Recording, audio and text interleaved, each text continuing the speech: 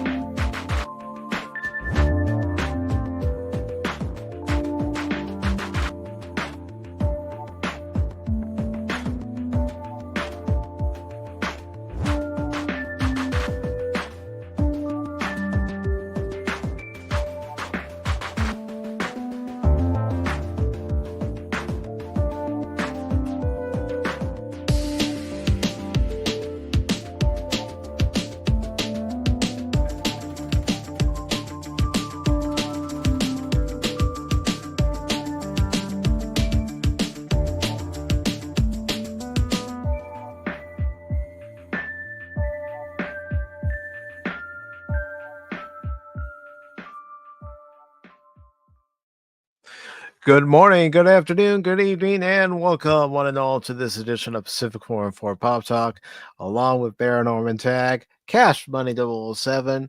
I am your host, Mike. Our special guest is with us. She's backstage. She just has a few things she needs to do, and as soon as she's ready, we will bring her on. But today we are... She's eating all our M&Ms back in the green room. Well, that's what they're there for. That's true. But we are actually going to talk about an article that we have lined up for this edition of Pop Talk. And also, before we get fully underway, I do want to thank Lester San Jose, the Skeptic Tank, for renewing his channel membership. Thanks for coming back, brother. Really appreciate it. And it was a lot of fun having you on the show this past Wednesday. We had a great conversation, and that's what it's about. And I see that Yaron is here. How are you doing today, Yaron? And Lester, for you, as you have renewed your membership to the channel, I have this for you.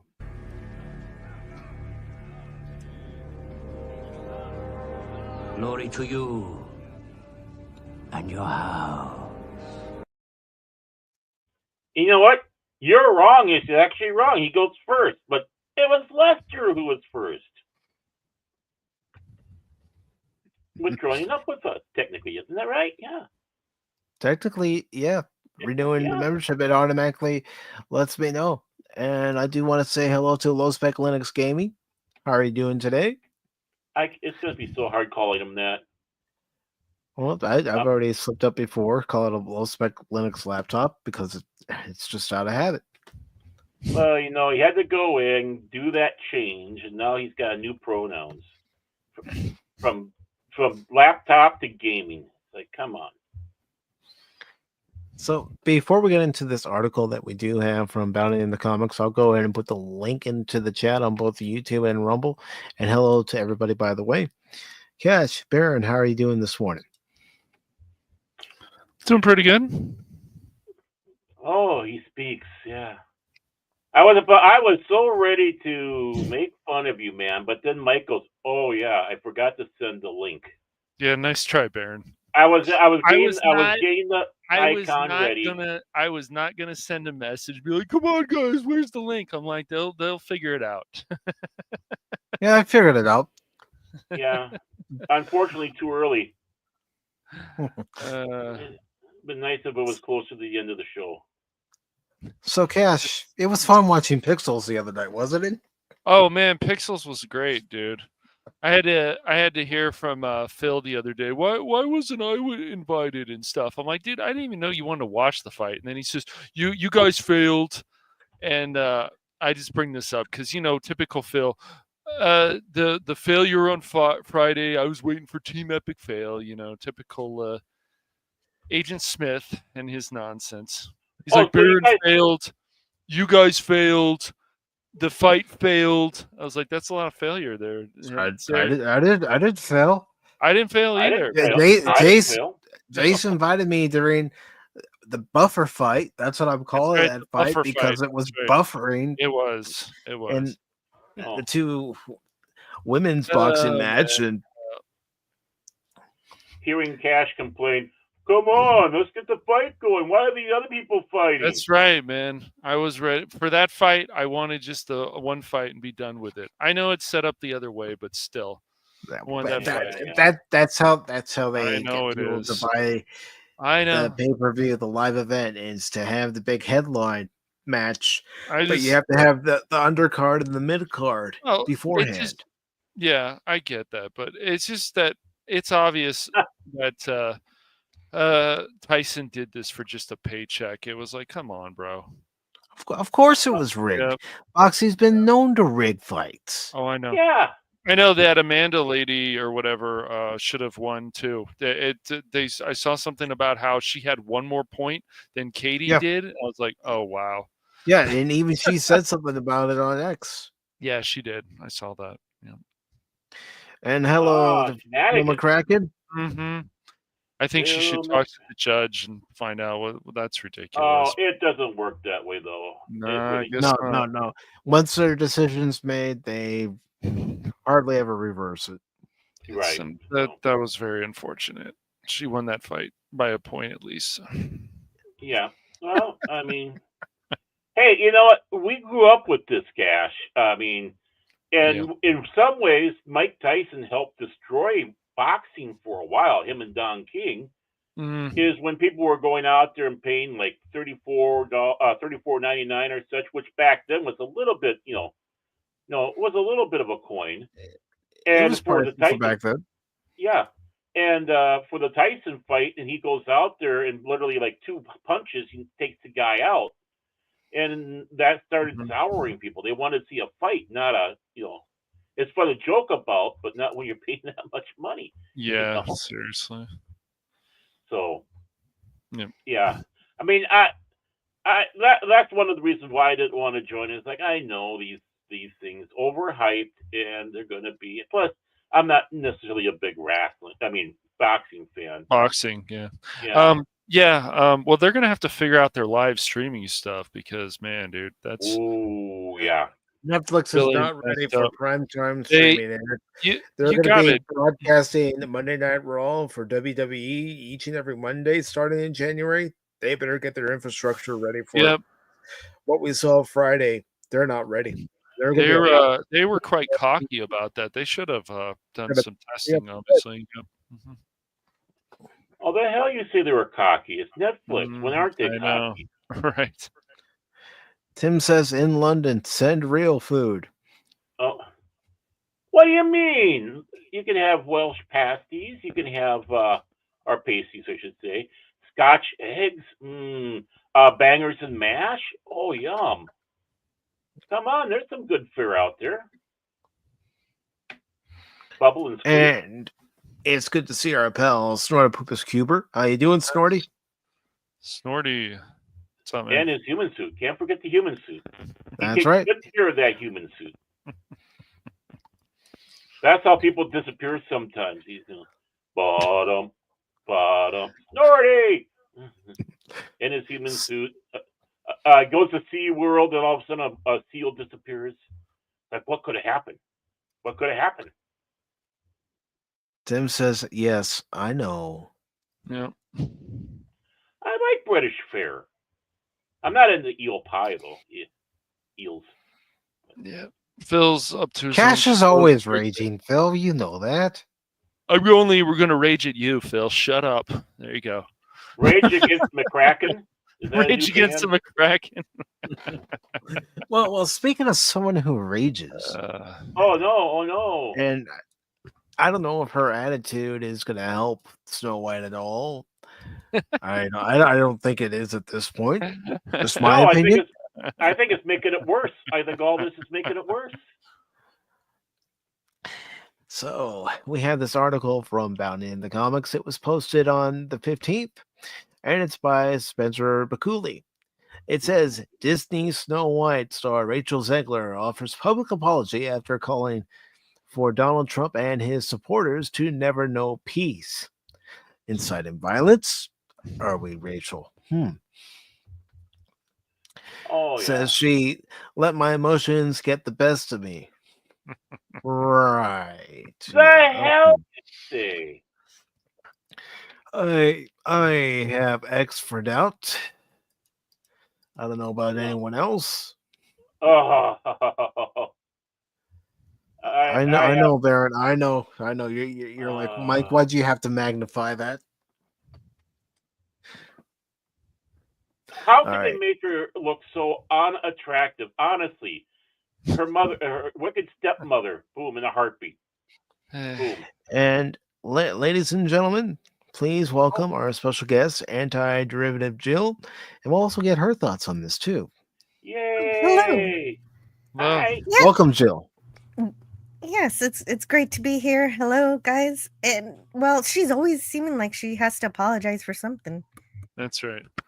She's Well, she always sticking her suffers. foot in her mouth. Yeah, I was gonna say she's suffering from hoof in the mouth. Actually. You'd think at Oh, some what point that that mean? Disney What would that just mean? fire her, but nope. Well, Well, they they've can't. invested too much money into Snow White, and it has Yeah, to either succeed or fail for them at this point. and right now it looks like failing. That's for sure. They made the dwarves again, but then they don't quite look right. No. No, I seen those pictures. I hope this Yeah, movie crashes and burns. I think it will, but it will. It Mhm. will. I mean, yeah. I mean, at least it doesn't look like you got the ghetto coming out with. I don't those outfits that they're working. It looks like the people that are hustling and all that. It's like what Snow White and the Seven Hustlers is that? But I mean, no. It's like just leave things alone. Yeah. So this article starts off by saying it looks like someone at Disney realized that writing off a majority of the country may not be a financially winning move. As just a day after calling for President elect Donald Trump and all those who voted for him to never peace, Snow White star Rachel Zegler has attempted to walk back her previous politically inspired anger. As previously reported on November 12th, the actor took to her personal Instagram account to share a number of posts to the site's auto deleting story feature expressing her disdain toward Trump's victory in the recent 2024 U.S. presidential elections. Well, that's I, fine. I mean, we're Yeah, allowed to voice our yeah, opinion, our displeasure about who won, who lost, yeah. and Exactly. I don't like that he won. Okay, fine. We understand. No Fine, worries. whatever. Yeah. yeah, But we of get course, it. they can't stop there. They can't stop there, though. That's the No. problem. I find myself speechless in the midst of this, wrote the Shazam Fury of the God star per screen caps of her post shared by Twitter user at My Nerdy Home. Another 4 years of hatred leading us toward a world I do not want to live in. Leading us towards a world that will be hard to raise my daughter in, leading us toward a world that will force her to have a baby she doesn't want, leading us towards a world that is fearful.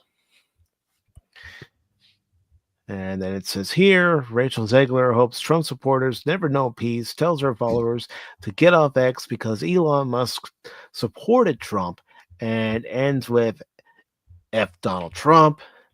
This is Disney's Snow White, by the way. She probably won't face any consequences for posting this by Disney due to their, and there's a link here to the picture, but this is by Stephanie, My Nerdy Home. Those of you who probably know, she's part of Geeks and Gamers. I Uh, shouldn't be. Go ahead, Baron. oh, no, go on. Go on. No, go on. Okay.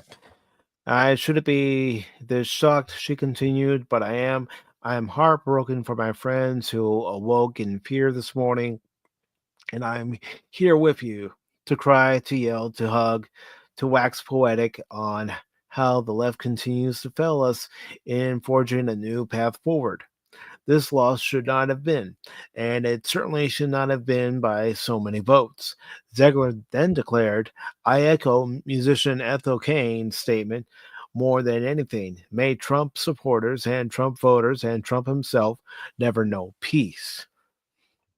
Oh, okay. Now this is where I'm going to come in.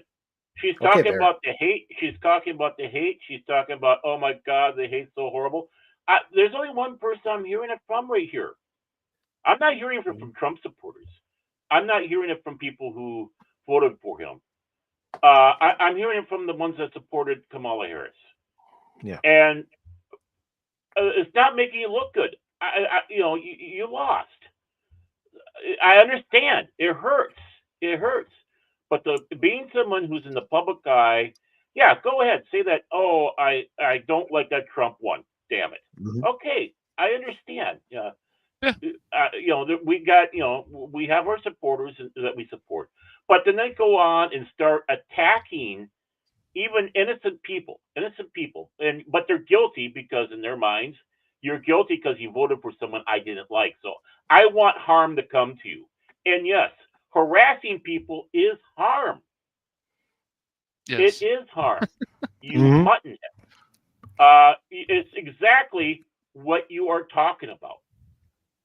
Once upon a time, we could agree to disagree and have different political opinions and not tell each other to, like Marina Sirtis did want half of Texas to freeze to death because they're Republicans.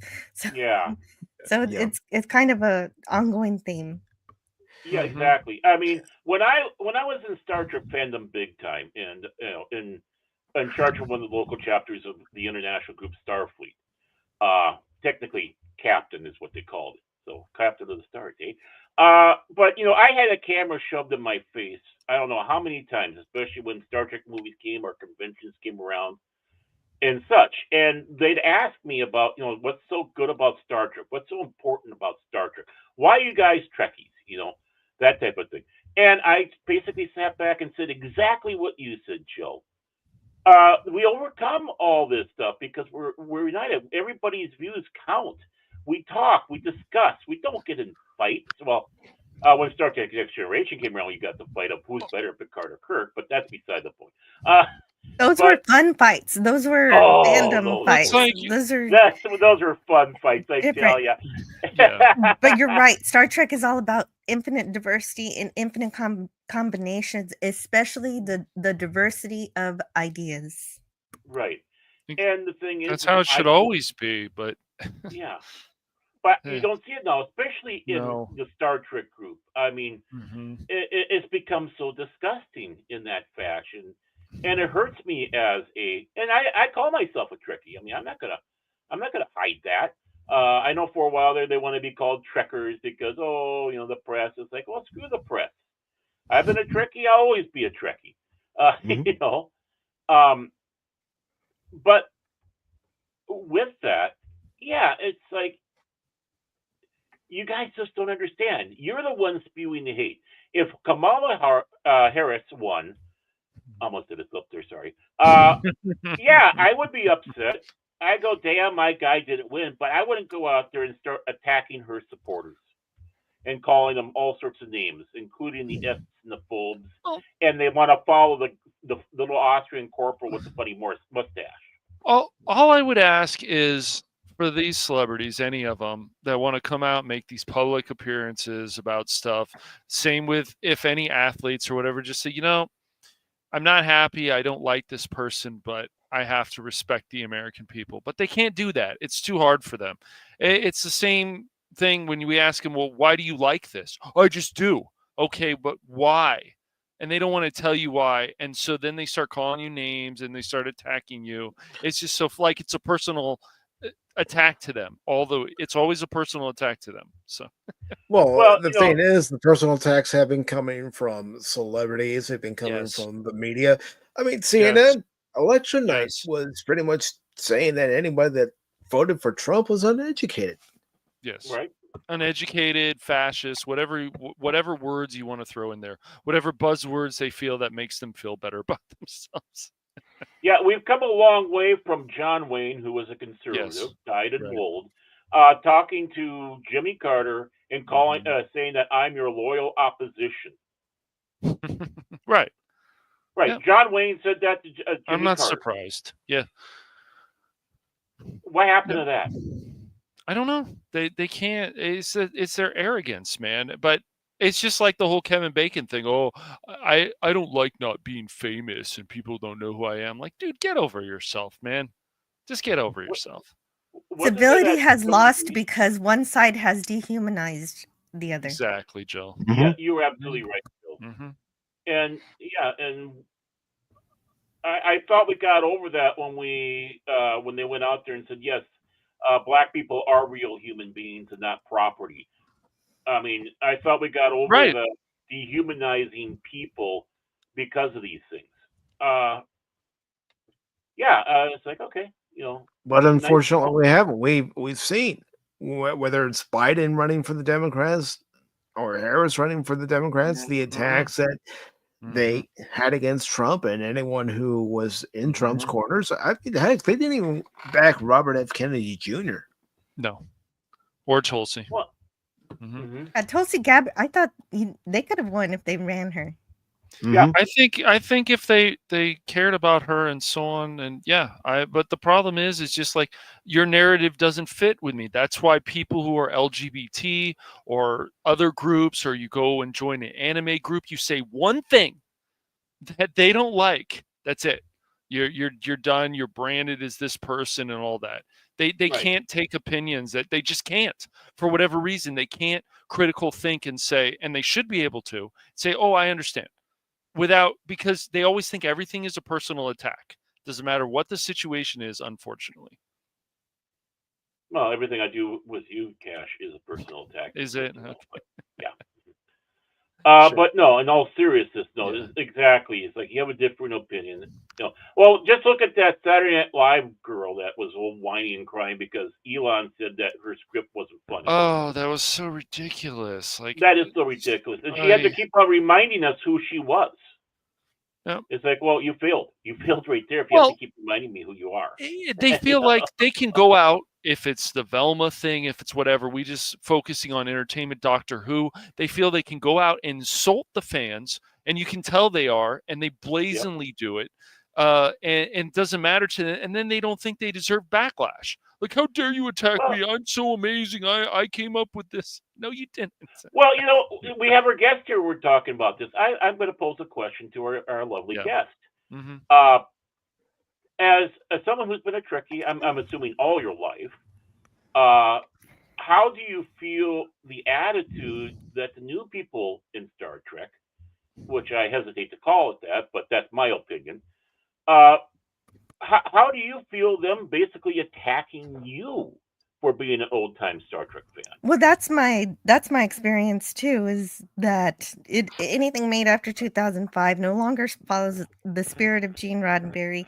Even in the 90s, you had people who learned from Gene before he passed away during TNG. And so those writers learned from him and brought forth his vision, and Star Trek remained Star Trek even if things got a little shaky here and there. They got centered again. Right. But what happened when Les Moonves canceled Enterprise and everything got shut down, the Star Trek The Experience in Las Vegas, which was basically our Disneyland. So cool. Yeah, that was so cool. They could I was lucky enough to get to that twice. They could have kept building on that from there.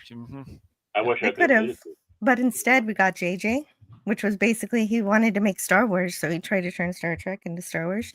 And that's the theme of what happened to Star Trek in general, is every single person from then on kept trying to make Star Trek into something it's not. We're a very niche part of the fandom, and we love Star Trek for what it is. But they've been turning it into something it's not. And when you try to explain this kind of thing, you get backlash, of course, from people who don't want to listen to any kind of reason in any reasonable fashion. They just call you, well, and especially when Kurtzman happened because of JJ. Yeah. Because go ahead. Yeah. That's okay. And well, and especially when Star Trek Discovery came out, I tried to be a good Star Trek fan. I said, okay, there's, the movies aren't great, but let's try the TV show because Star Trek is best on TV. Right, I agree. And I tuned in, and the first thing they have are these Klingons who don't look like Klingons at all. They look like orcs. There's no hair. There's a ship full of coffins all over that is a fundamental flaw to put in the character of a Klingon, because as you remember, Klingons think that the body is nothing. The dead body is nothing but an empty shell. The spirit is what matters. Spirit has gone off to Stovacor, so they would never keep dead bodies. No, they wouldn't. And like you're saying, Jill, yeah, the Klingon spirit would go to Stovacor or, for the dishonored, Grethor. Yeah, and right, Grethor. I forgot about that. But then that's just where it starts. And it just snowballs from there. It gets worse and worse. New Trek never really gets better. And no. I don't know. I don't actually. What I like to say is, if you like New Trek and you don't attack me, that's fine. But if you do, then that's the only time you're a Trekkie. Yeah. Well, they disrespect Captain Picard. Excuse me. They disrespect the J.J. Abrams films. If you like them, you don't like them. They're not memorable, Jill. I mean, like I even have to admit that. Even like I didn't hate those films, but I'm not going to say they're memorable. Not like 4, not even like 3, especially not 2, 6. They're just you watch them and you're like, take them or leave them. And JJ did one specific thing that was better than Kurtzman, which was he set these JJ movies in an alternate universe. Right. This is not a courtesy that Kurtzman provides. He wants you to believe that this is all the same universe. Right. And look, we're showing you member berries that bring my stuff into your stuff, so I can capitalize on this. But it doesn't mesh. No Star Trek fan is fooled by that. No, I mean, it doesn't mesh. It doesn't mesh at all. It's like you try to compare this to the rest of Star Trek. It's not there. It's alien. So this article continues on by saying, in a follow-up post, the actor added, "Get off of X's Elon's app X. F the F you doing? Yeah. They're eating you up on Twitter. I don't use that app for a reason," she wrote. "He helped get that man elected, and you're giving him business. I was talking about finding catharsis in art. I don't care if you're going to pick a fight with me. It's been done before. Finding something real to be mad at today." Goes on to say, "There is also a deep, deep sickness in the country that is shown in the sheer amount of people who showed up for this man who threatens our democracy. Well, one, we're a republic." She further asserted in yet another post, "It is terrifying the number of people who stand behind what this man preaches. It is a foolish subscription to a false sense of security, of masculinity, of intelligence, of patriotism, and of humanity." What the hell is she saying? She's doing word salad. I wish I knew, Baron. I wish I knew. There is no help. I'm not going to fight with her. It's like you never argue with a fool. No, you don't. Just sounds like she's regurgitating mainstream media talking points that she heard on MSNBC. Yeah, that's all they got. They can't think for themselves. What did Morning Joe tell me? What did CNN tell me? What did ABC World News tell me? What did PBS NewsHour tell me? You know? Right. Meanwhile, I say, what did Gutfeld tell me? There is no help, no counsel in any of them, she said. "I could go on. I won't. I feel sad. You probably do too. F this." You know, we all experience disappointments in life, and you know what we have to do? We have to Suck it move up. on. She was never taught how to. Look, and I am worried about this because I'm about to. Thanksgiving is coming up, and if if a Democrat wins, everybody's civil and we can have dinner. But if a Republican wins, I'm a little bit nervous about what's going to happen. Well, then the media, of course, Jill, is all like, well, if you don't want to have Thanksgiving with them, then don't. Like, they want to push these things. It's like, are you kidding me? Like, how many times do you want to continue to divide the country with your crap? Like, it's just amazing. Can't you just say, hey, I know you disagree, but you guys should still have Thanksgiving together. It's like, well, yeah, no, we definitely will. I'm sure we'll Mm-hmm. figure it out. Yeah, that's good. But it'll be a little more exciting, I guess. I'm sure. Well, yeah, I mean, again, there's no problem with discussing stuff if it's kept civil, but That's right.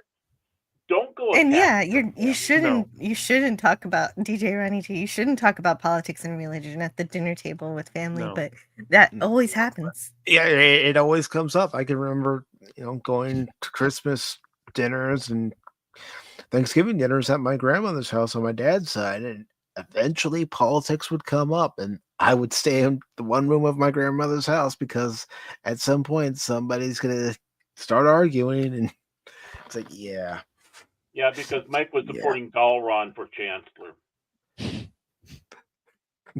Well, yeah, we found out about Galron, didn't we? Yep. Well, and Worf took care of all that. Yep, he did.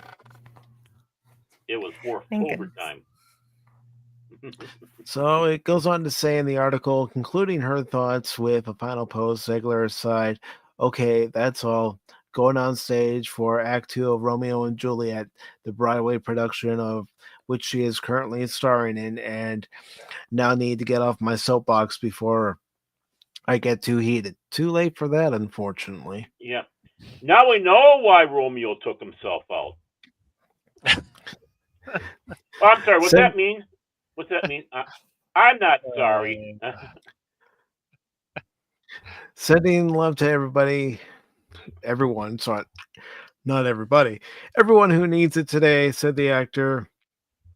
May we all carry each other through the worst and hold these politicians accountable. You know what? She's right about one point. Holding the politicians accountable. I don't care what side of the aisle you're on. Yeah. You have to hold your elected officials responsible. Yes. And accountable. I hold the people I vote for more responsible than the ones I didn't. Right. Because I expect better. That's right. But sending love out. Okay, yeah. It's love with barbed wires. That's what it is. It's a heart with barbed wires. Well, that's why they unfortunately have to go to their echo chamber so they can live in these fantasies and so on, what they want to do to Trump, unfortunately, and other stuff. I wish it was a joke, but you start seeing these posts and you're just like, ugh, really, guys?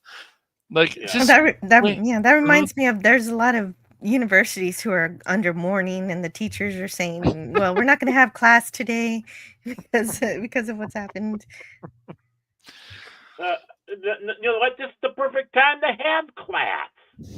Perfect time. If you're in a political science group, that's a perfect time to discuss. It's supposed to be, yes, it's supposed to be freedom of thought. It's just, you hear things and you go, that's not true. What are these people saying? And it's just like, you just roll your eyes. You're like, okay, what did they say about this person? Okay, great. And you sit there and you're like, do you want to say anything? Nope. You just roll your eyes and move on. It's like, did they just really say that? That's why I'm glad I don't rely on the news in the United States. I rely on, going and watching other news from other nations. Well, people, whatever you watch, you shouldn't just go, oh, that must be true. That's 100% true. Like, that's not smart. It's just not. No, it's not. And question everything you read, everything you hear, everything you see. Yes. Right, because some of these foreign news agencies are government run, so you have to dissect that too. But it's interesting to see all takes out there. Hell, now that the guy who pirates the North Korean has a TV, he pirates it in, literally, and has subtitles to it. I want to see what they're talking about, especially in this violent time. this time that it's like, okay, is this war going to get worse that we got going on? What's North Korea going to do? I Because was you hear some of that with mhm. with what they broadcast, because it's very state run. I was listening to this man. He was asking people in Japan about what they thought about the election and Trump winning, and it was very interesting. Some of these women, nothing against them really, they were just like, "Oh, I hope Harris wins because she's a woman." And even people in the comments go, "That's the only reason you're voting for somebody, because of their gender?" And I'm like, Well, yeah, that is really something. Yeah, well, these are girls in Japan, so they right. first they're not going to vote, and second of all, they probably don't know much about what's going on here. Right, Or they don't know, and it they probably yeah, don't have. These are older women, and they probably don't have access to YouTube. But the younger women were all for Trump. It was very yeah. interesting, very interesting. Yeah. Well, I think they're a little bit more in tuned with Hmm. the world than the older ones. Yeah. Uh, and you got to remember that the nation over there is still very misogynistic. I mean, I'm not being cruel, I'm not being mean, but they still have that Mm-hmm. misogynistic. So the older ones, I can see saying that because they want to see more women get into power. Right. It's for their benefits because they want to show it to those that's been holding them down. But whatever, excuse me, whatever candidate you put up, then it can't just be because they're a man or a woman. They've got to. No, What are they going to do for the country? right. Mm-hmm. Mm-hmm. But again, this is somebody over in Japan. It doesn't really Mm-hmm. matter.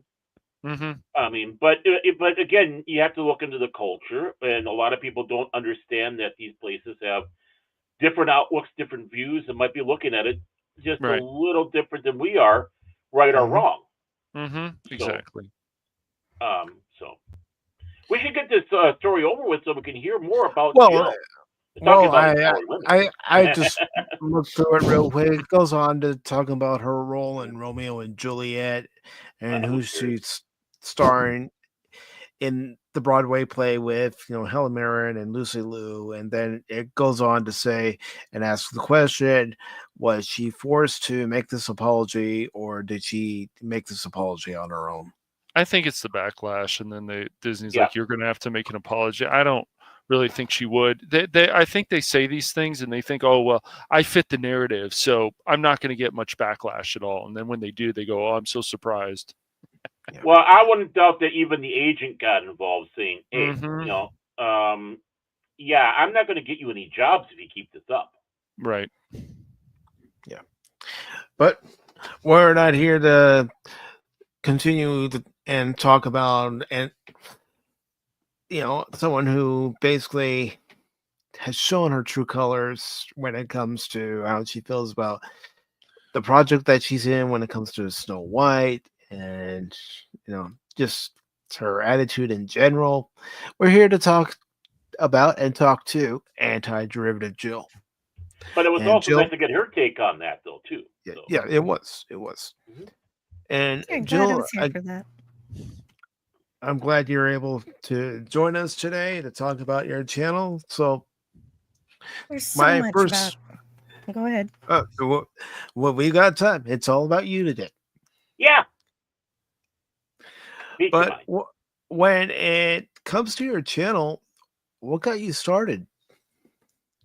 So that is why that's a long story, because it doesn't just start when I start my channel, because I am in real life a major introvert. So my start actually, oh no, there's a lot of yelling. Oh, no worries. So sorry. So my start on YouTube really began with having I promise it's being taken care of. Oh, don't worry about it, Jill. Don't bother. We all Yeah, know. No worries, We've no had those worries. situations. Yeah. So we have to hear weird noises from Baron all the time. It's okay. Hey. I Me just and wanted to Paco address do it. stay out. Me and Paco do stay out, okay?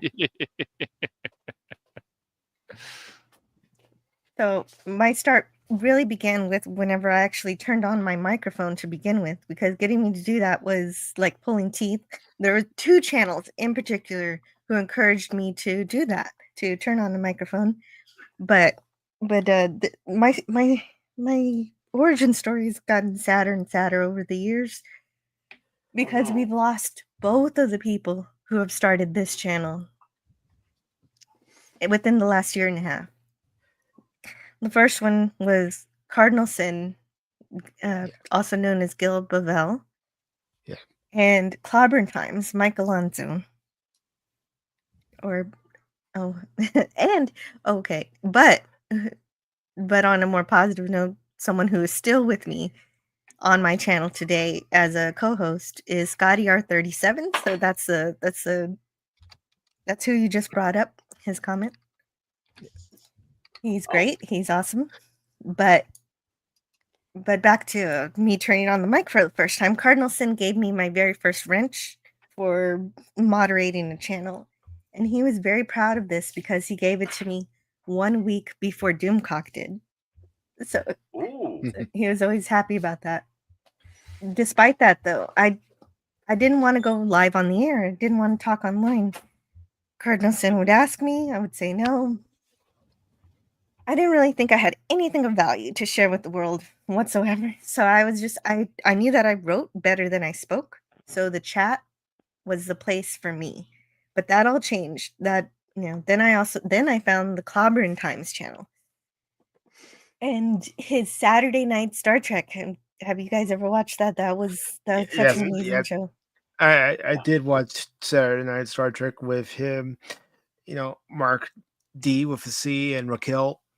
Yep. Yeah, so Raquel, and they made such a great team, Clobby and Raquel, and I found it so completely organic, and I was looking for I found this organic Star Trek show organically because I was just looking for something Star Trek to watch. You know how you're a Star Trek fan, you just type Star Trek into YouTube and and pray what comes up is something good. The roulette. Yeah. And once I tuned into this, it was such a magical channel. Wondered where it'd been all my life. And go ahead. Because for those who don't know, with Clobby, even if it's your first time or, your 10th time into his chat, he always made you feel welcome. Yes, he did. And they were reviewing Star Trek, the animated series that was made in the 70s with the original series crew. And every time you turn this channel on, Clobbering Times, you felt like you were in a convention with your friends, talking about the best and the worst of everything. And after going to conventions myself, it's very clear the best thing about them are the other fans, the friends that you make, and just the feeling that you're with your people, basically. And so Clobby took the best part of those conventions and he put it online. And so then they were reviewing only real Star Trek. They didn't review the filth, as Raquel called it. So they only reviewed Star Trek made from 1966 to 2005. And the 735. And I know so far I'm describing this other channel in order to describe mine, but this history is really important. And of course they did more of that on Thursday with Mark D with the C with the Clubhouse. Great stuff. And Scotty R37 says their passing is sad, but it's also nice to have them with us through their archive of awesome. All you got to do is press play. And we are very fortunate that the Clobbering Times channel is still up, archived, and hopefully is always there for us to listen to, because his voice is comforting also. If you listen to him talk, not only do you feel welcome, you feel like everything, somehow everything's going to turn out okay. Everything's going to turn out okay. Anytime I listen to Clobby, he had passion. And that's what you want as a fan. Passion, knowledge. And I always say I discovered them too late because they had already finished talking about the original series. And that's why one of the things I did on my channel was to review the original series, because I didn't get to do that with them. But with them, I did in the chat review the animated series and the movies, and I was just hooked into this idea of focusing on what I love versus, as much on, the what I hate. So, but sometimes that comes up too because it's inevitable. People are going to want to talk about that too. But my main focus is usually that. Well, going and starting to redo your those reviews on yourself, like what would you say is your favorite Star Trek episode, the original series? My favorite Star Trek the original series episode is beyond a doubt Devil in the Dark. It has Oh, absolutely everything you want from a Star Trek episode, and one of the things Star Trek does best is combining genres. You have science fiction, hmm but this one, hmm it combined horror elements into it. You thought that this terrible monster was coming to destroy everyone, and the miners are just trying to do their jobs. But of course, and when you watch the episode, as it turns out, the humans were the monsters, destroying the mother's babies. They were killing her children Yep. without even Yep. realizing it. Yep. I Yep. mean, there are a couple of famous scenes from Devil in the Dark. When Kirk is telling Bones to treat the Horta, and Bones says, "I'm a doctor, not a bricklayer. You're a healer. There's a patient. Get to it." And that is an incredible line. And not only does that line resonate with so many people because it's hilarious. There's a lot of good humor also in that episode. It's organic. But it's organic, and McCoy ends up actually doing that. He becomes a bricklayer. He uses that silicon. He patches up the Horta. And because he's able to save the Horta with his amazing doctor skills, we're able to do what Star Trek does best, which is learn how to communicate and come up with a solution that works for both the humans and the Horta. And they became friends. They started working together. And I love the fan fictions that come later where you can actually get a Horta on the bridge. Real Star Trek never got around to doing that. But I like they did that in the comic books. I like to think we got a spiritual successor to the Horta when we have well, it's a little bit different because he's a changeling, but I love the Orville, and Yaphet sometimes reminds me of what it might be like to have a Horta in engineering. Yeah. And DJ brings it up here. The other scene in Devil in the Dark that's real good is when Spock is doing the mind meld with the Horta. And he's going, pain, the pain. Basically, and that's the communication. Yeah, letting the audience know what the Horta's been going through this whole time. Yes, and that's the communication part. That's using the mind meld for the purpose of understanding, not just destroying the threat. Because any other show would have just killed all the Horta and everybody would have been happy, mining, whatever. But without knowing they had just committed genocide. Well, and the thing is, with that statement of pain, you can take that with two meanings on it.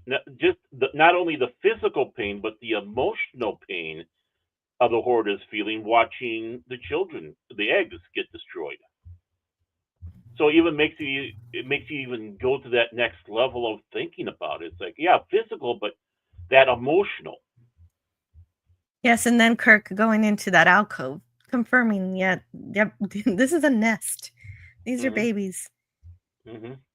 Oh, and not just that. During the filming of that, there's also some personal pain that was happening there. That during that production, William Shatner lost his dad, and so some of that emotion that was happening during those scenes were pretty real, and Star Trek actors were really family, and so it's I don't know, there are just so many things about it that I love. Now, of course, you said you discussed the animated series as well. So, what's your favorite? That I reviewed that with Pop Culture Curator. We started our channels together. We were kind of like brother and sister channels, and I got stuck in a room with him on another channel where the host disappeared, lost his internet connection and everything, and we were stuck together. and we had nothing to talk about, and so we had to come up with something, and that ended up being Star Trek. And so we discussed all sorts of things. The conversations were amazing that we had, but unfortunately, it's another sad note in my streaming career because we also lost Pop Culture Curator. Yeah. So it's just one tragedy after another. But it was so good to talk to him that day. That entire conversation was amazing, and what I took from it the most was when he talked about DeForest Kelley. And how DeForest Kelley, one thing that I had known at the time was that he used to write poetry for the fans, for the conventions. Like, who does that? Like, most actors will go to conventions to do the photo ops, to write autographs, but this man loves his fans so much that he wrote poems for them to talk about during the conventions. And talking about that was my very first live stream with Pop Culture Curator. This is something that DJ would love. He got to be pen pals with a fan, all because at a convention they started talking about turtles, and DeForest Kelley had a turtle named Myrtle the Turtle, and they pen pals all about that back and forth. Back in the day before the emails, obviously. So that talk about that. Bonding with a fan over a turtle. Yeah. DJ's going, why wasn't I there? And here's another thing I remember about DeForest Kelley having gone to a convention that he was at. He felt so bad that day that he couldn't sign autographs because of his arthritis. Mm-hmm. And he said, I feel like I'm letting you all down by not being able to sign something of yours, a piece of memorabilia, a picture. And he really cared about the fans. Mm-hmm. He did. Yeah, and he stayed in the same house with the same wife, and so he was not your typical Hollywood star. he was amazing. And as he said, he wanted to be a doctor, couldn't do it, but now he became the most famous doctor in the world. Yeah, he wanted to be a cowboy and a doctor, and he achieved that. He achieved both of those things. Mm-hmm. Yeah, some people don't realize that before DeForest Kelley was even Dr. McCoy, he was in westerns. That was his career. Exactly. He played the villain also, and so he looked really good in a cowboy hat. I think they said that when they did the episode Spectre of the Gun on Star Trek, DeForest Kelley became the only person to have played all members of the one gang. I'm trying to remember which gang it was supposed to be, but he because he what was it, the Clantons? Yeah, the Clantons. I believe it's the Clantons. Yeah, because he's done so many westerns, and he ended up playing all the Clanton guys at one time. Well, that's right. He was in 3 separate OK Corral reenactments, including Spectre of the Gun. Yep. And Scotty R37 says, Jim, I'm starting to think I can cure a rainy day. Okay. Tell us your perspective about some of the original series characters. What you like about them the most? My favorite character is Spock. He's thoughtful. He's intelligent. Obviously doesn't let emotion get in the way of anything. And of course, I know there are some exceptions to that in terms of when he goes under Ponfar and he has to deal with that struggle. But that is what makes his character really shine, because we already know he's chosen to be Vulcan, but his humanity is still there. It's still an important part of him, and it culminates obviously in the motion picture where all of that comes to fruition when he tries to completely wipe emotion entirely. And so we realize that he does need that underlayer of it, and his control of it is more important than the elimination of it. And that's and deadpan humor is my favorite thing. Spock is incredible at that. He is. Just lifts an eyebrow and he'll have me on the floor. Yeah. Leonard Nimoy knew how to play it. He was the best Vulcan on Star Trek. And I think the second best Vulcan they had was Gary Graham playing Stovall in Enterprise. Oh, yes. Rest in peace to Gary Graham also. Yeah. Mm-hmm. That was recent. Yeah. And he was great. He was a great Vulcan also. Well, and to talk about the infancy of the Federation before it occurred in Enterprise. Before the Vulcans got knocked down a few pegs and started realizing they weren't the end-all be-all. Well, they were very arrogant. The Vulcans were kind of treating the Vulcans were treating the humans like children. You're not ready. You're not ready because you're not like us. You got to be just like us. And eventually they realized, no, that's not going to happen. Humanity is going to do its own thing. And eventually we get Captain Kirk. But I want to go back to my story because I haven't even made my channel in my story yet. Yep. So what happened? What got me behind the microphone was that Klobby invited me to his Global Geek Gang show. And for this show, he was celebrating Gene Roddenberry's birthday tribute. And I had no idea. I had already said no to Gil so many times. I had no idea why he chose me. Because he never heard me on the mic before. He just saw my chats. And so I finally asked him why, and he just said because I'm a fan. And that was his answer. But I was honored, and I was so nervous. I'd never been on a live stream before. Cardinalson had been asking. And so that night, it just so happened that Cardinalson had one of his midnight to midnights, which was such a great party. It was a variety show. He didn't necessarily stream 24 hours. It wasn't exactly midnight to midnight, but sometimes he got pretty close. Sometimes I would fall asleep, take my kids to school, come home, and he was still on the air. So to prepare for Klobby's show, I went on this midnight to midnight show. And then of course I prepared for Gene's birthday, and it worked out. It worked out. And so that is the story of how I just turned on my microphone. But it took me a while from that point to begin streaming on my own channel.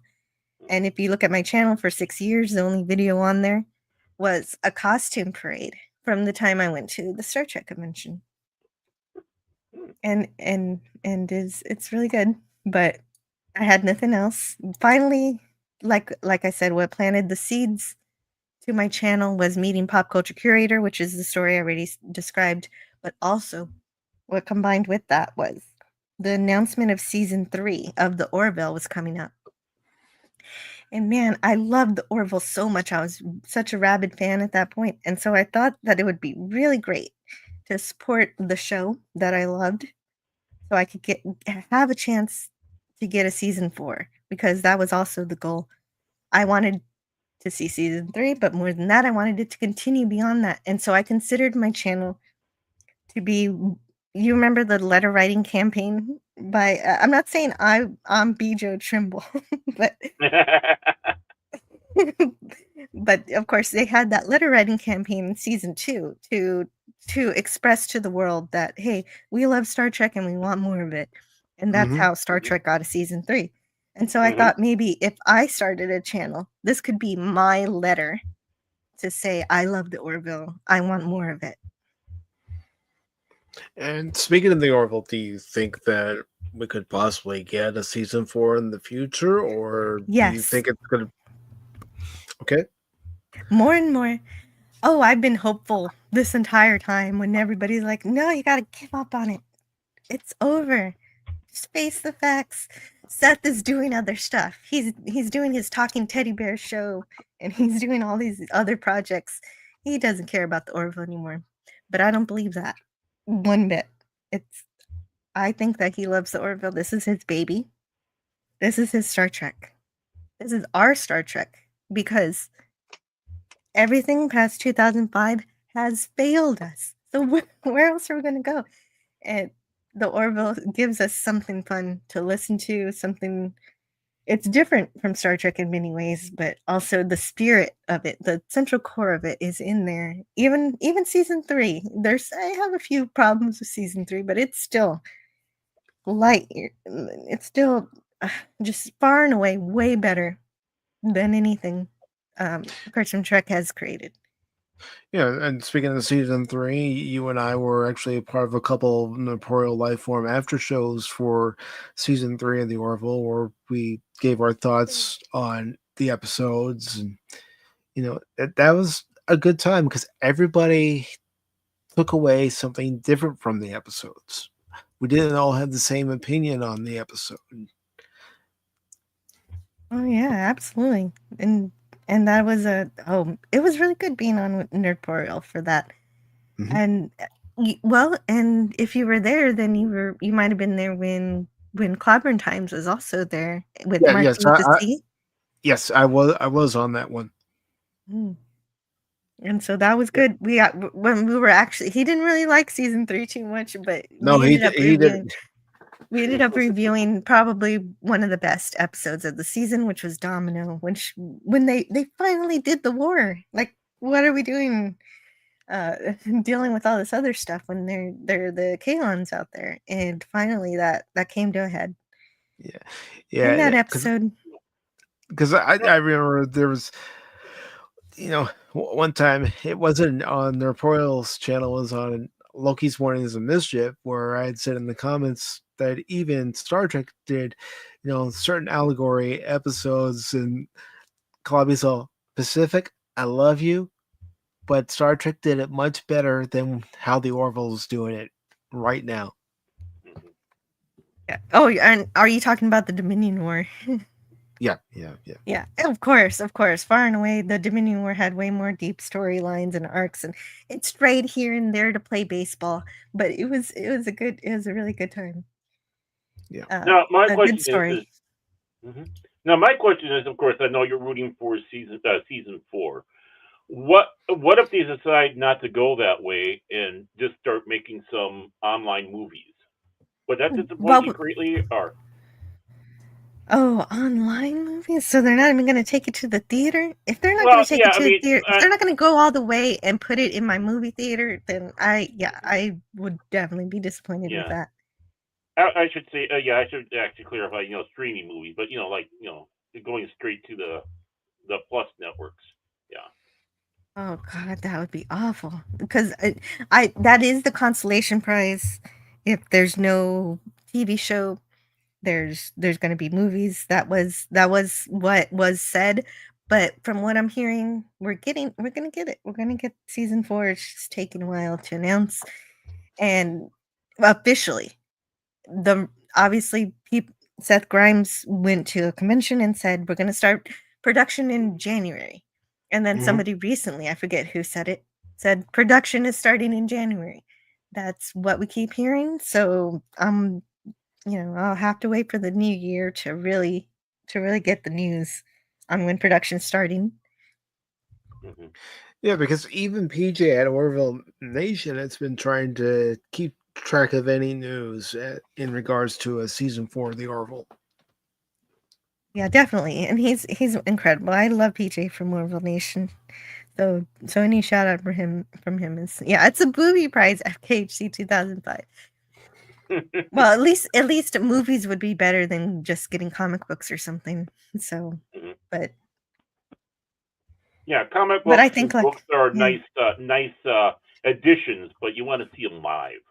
There would be something poetic about it, though, if season 3 were the last one and they started making movies, because that's what happened to Star Trek also. Mm-hmm.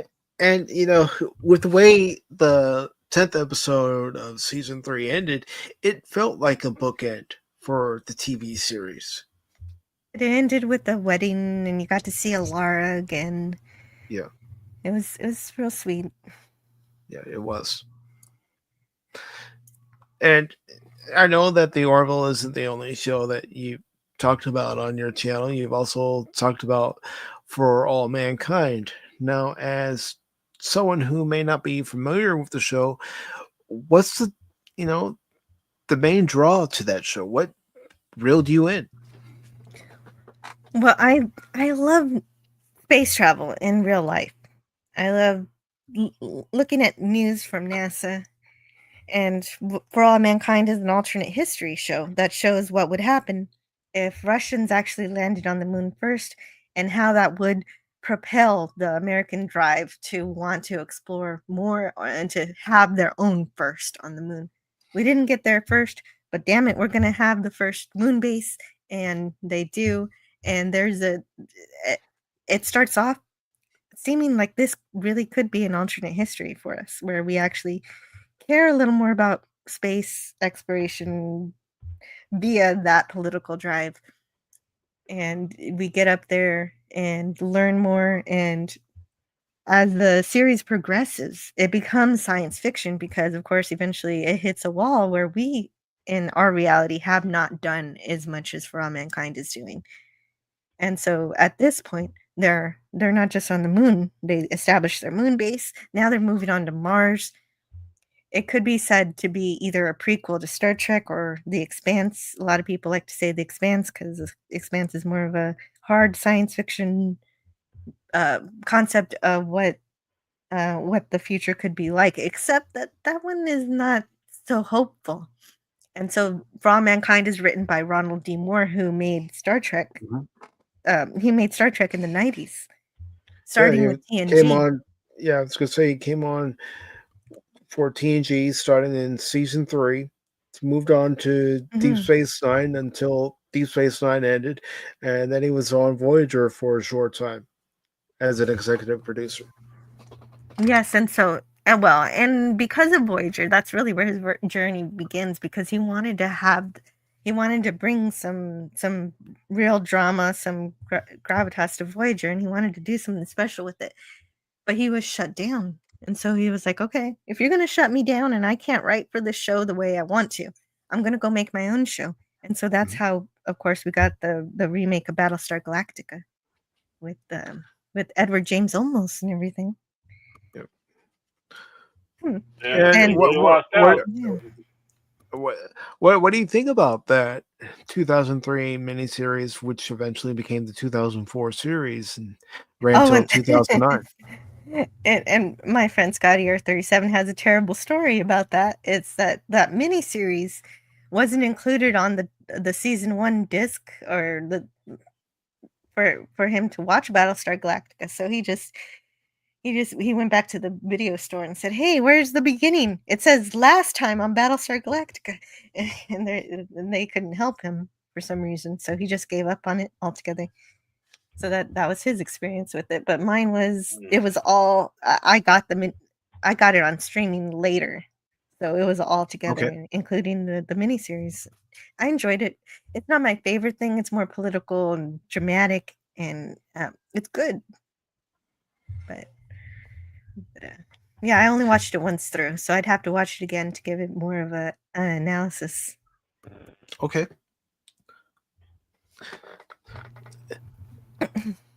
Cash, is there any question you'd like to ask Jill?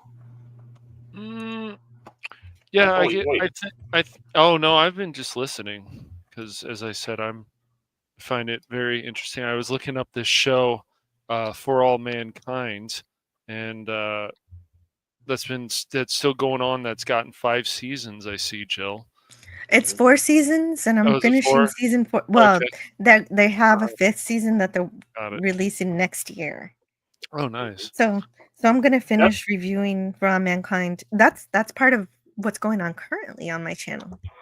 I enjoyed this alternative situation too. I remember this game where they went back and took out the Mustache Man, and then Russia took over, and then you had to stop the power, and that was like Command and Conquer. I like this alternative when they do these things.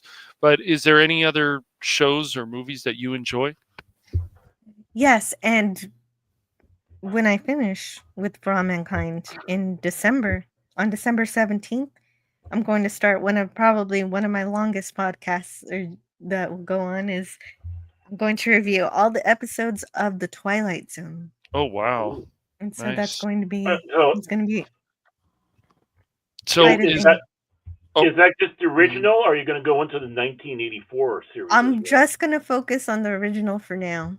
and so because this was my first science fiction, I got dropped off in my grandma's house, and I turned on the TV and I watched it, and it was but I was so young, I thought some of it was real, so it was also scary, and so that really made it even more enjoyable. So I'm going to review that. Yeah, that's cool. Also. Is there any current shows that you have been enjoying at all? I found The Penguin recently. I was quite impressed how good that show was. Oh, well, For All Mankind is my current show. I haven't seen The Penguin, but I hear that the characterizations are really great. They really are. That there's no Batman, but it's a good show anyway. Yes. And maybe I'll check it out sometime, because out of all the superhero stuff, I identify with Batman the most. So so that would be something that I'd enjoy. You know, I kind of want to be devilish here and try to get a little sneak peek of what you talking about the Twilight Zone, because I, like you, as a youth, definitely watched the heck out of that show. Even library even had the comic books, and I would read the comic books and such. How are you going to approach the season 4? Because that's not really widely seen, because those were the hour-long series. And what would you consider your favorite episode of that? Hopefully, my not favorite reading episode? concept. Yeah. Oh, I'm gonna be typical here. Oh, well, okay, I don't know Twilight Zone by name. That's why I'm reviewing it, so I can get more intimate with it. But which one's the one where we have a bookworm?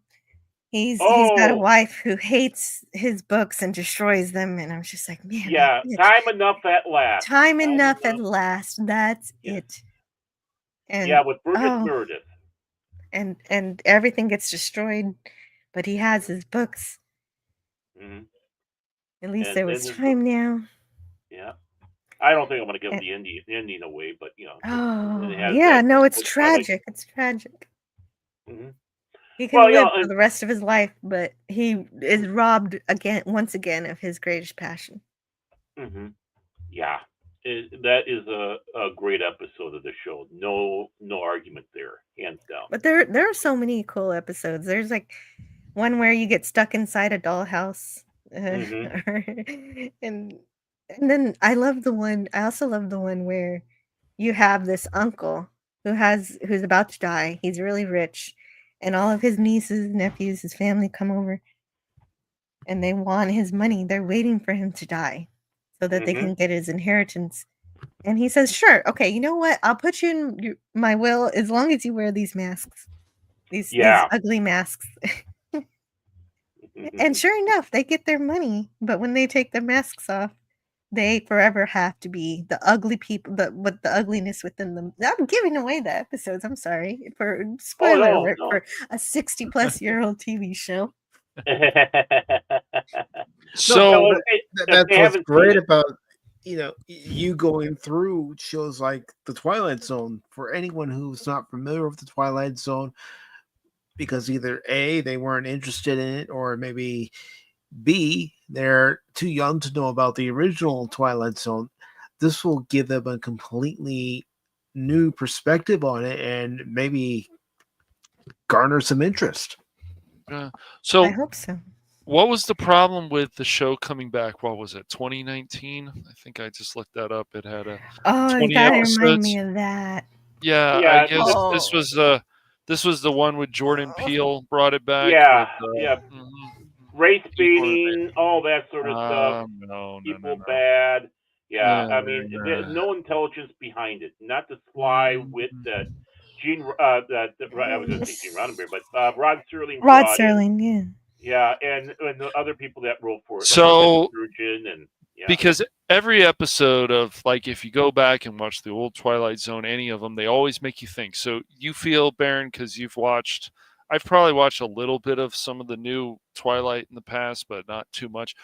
So you didn't really feel you were thinking, you felt you were being lectured to, where the old show obviously made you think about the situation every time. Yeah, I mean, I really didn't see that new one, but Okay. I knew people who did see it, and they told me all about what was going on there, and I trust their judgment, what they were saying. Right.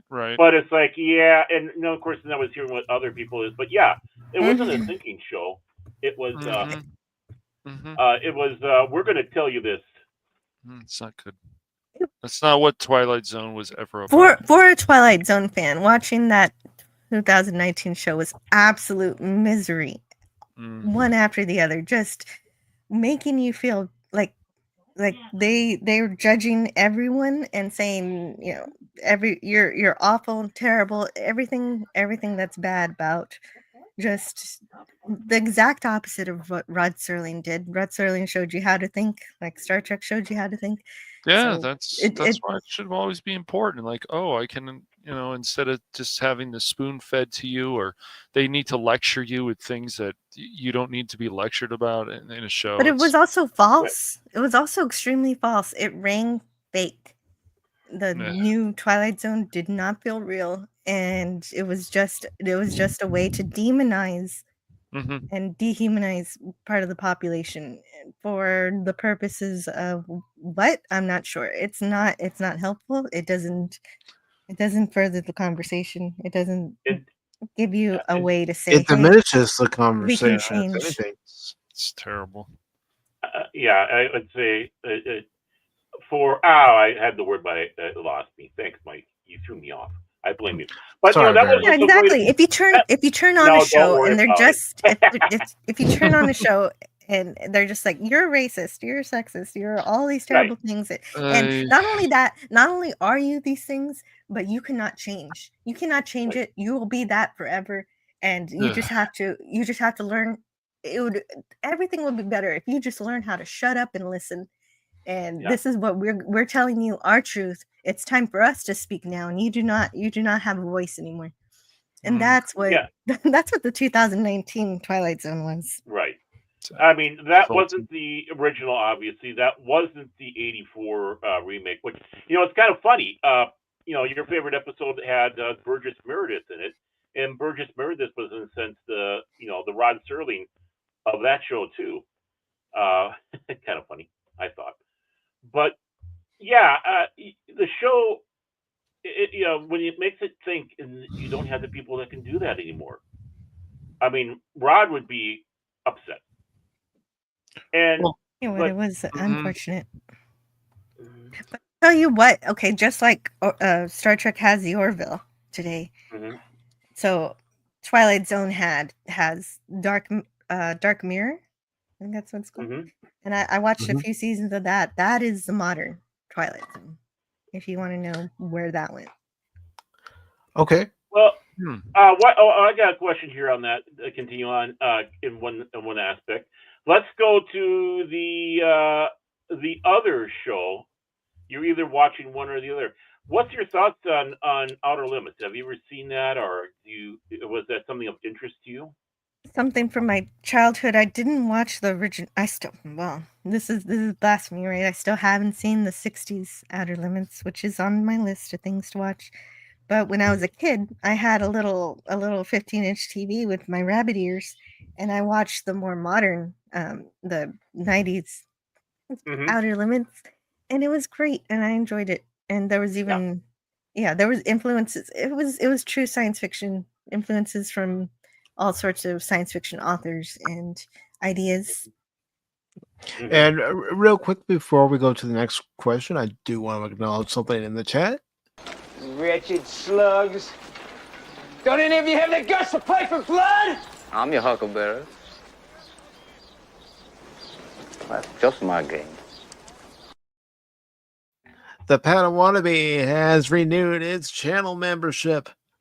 Welcome back to the channel, Padawannabe. And just to let you and all other members of the channel know that next Saturday, which is going to be the 23rd, we will have our membership stream at 2 p.m. Eastern time, followed by the members panel of Pacific414 Pop Talk next Sunday at 1 p.m. Eastern. So welcome back to the Stealth is Optional and Pack of 414 levels of the membership Padawannabe. And don't forget the Pacific414 ball we're having too. So dress up nice. Don't believe him. Don't believe him. Don't buy into that. What? Uh-huh.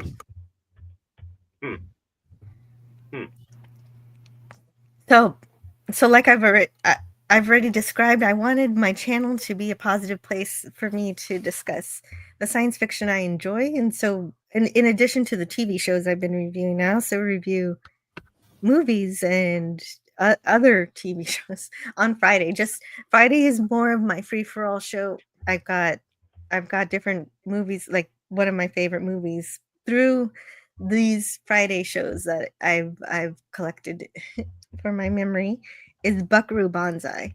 And I had never seen it before having the live stream. Well, actually I have, but only recently before then. And it became, so sometimes I discover my favorite movies through my own channel. But sometimes I also review things that I already know that I love. And that's the thing, you could go to different channels, and nothing against these other channels, but you can go to other channels and all they're talking about is the latest current thing that's going on that got everybody in an uproar. Those things can be fun to talk about too. Yeah. But it is nice because we've even done it here, where you go back and you talk about something that you enjoy. Or I know for us, the last couple of months, we've had watch party after watch party of good movies. But you need that. You need to just sit back and relax and talk about and view the things that make you happy. There should be a balance, and that's very important. It's a healthy way to express yourself. Yeah. And that's exactly, well, and as soon as I started talking about the things I love on the internet, I couldn't stop. So here we are. And I'm so glad you're having me on today to do that. And we're happy you did. We need more voices like you. You got that passion. We can tell that you're an absolute true fan, and it's good to hear that. It's good to hear that, and we need more of it. And that's what it is. That's also what my channel is about, is talking about these things we love, but also connecting with other fans. I'm a fan and who wants to have fun with others. So I have other people join my show. Scotty R37, Tiger Stripes sometimes comes by. I had Pop Culture Curator. I used to have Bird of Prey 5. Rest in peace for him too. He used to show up. He's been on at least one of all of my review series so far. And I know if he were here, he would have joined me for the Twilight Zone. And if Pop Culture Curator were here, he would have had I would have reviewed Twilight Zone, and he was going to review Night Gallery. So he was going to get me to watch something new. Yeah, I do see your links pop up sometimes, Jill, and I'm like, yeah, I'll pop in sometime when there's I'm like, I don't know that much about that topic, and I'm sure you don't want people coming on there who don't know too much about the topic. But if it's a shore leave, feel free to join it, because that is free for all. You can talk about anything on those. Nice. Oh, that's frightening putting him in there. Oh, God. Yeah, it's frightening. Yeah, no, Baron would be more frightening. No, you ignorant. I do have different show names. I have Indefinite Lunch and Infinite Combinations, which of course is a play on infinite diversity and infinite combinations, and that is my serious review show. If I'm talking about something, I do want my guests to have seen what I'm talking about before they join. Yeah, makes sense. I have Homeek Tea Time. It's a little more relaxed. I hope you've seen it, but if you haven't, I have. So sometimes, Jill, I gotta be honest, sometimes I'm just listening and I don't say anything in the chat, but I do pay attention to what you're doing, and I do think you're doing a remarkable job. And that's another thing. I don't talk about it too often. The production side of my shows is that I put more time into preparing my live streams than the actual live streams that you see, because I take the time to go through each movie or TV show and collect. I don't know if I'll ever get into copyright trouble for this, but I get screenshots of everything that I think that every screenshot that I think is important in that show, and it helps me tell the story. Mhm. I think Scotty R37 said that my live streams to him are like those books on records that he used to get as a kid. And so I really like that idea, is that that's how I tell the story. But then of course I also add my own opinions, and I look up production information. So even if it's a property I love, I learn something new also. So I'm learning and sharing my knowledge, and not just learning from my own research, but then I learn from the panel and I learn from the chat. And so it's always a collaborative effort of everybody coming together to enjoy something. And the thing about showing stills on stream, you shouldn't have any issues with that. It's a visual reference to what you're talking about, letting everybody see that particular scene. I think the main thing that YouTube has a problem with is if you show more than, 30 seconds of a scene, then they're going to come down on you and say, My general rule of thumb is my clips should be 8 seconds or less, just to be perfectly safe. And sometimes even then, that's not safe enough. I have a Harry Potter stream.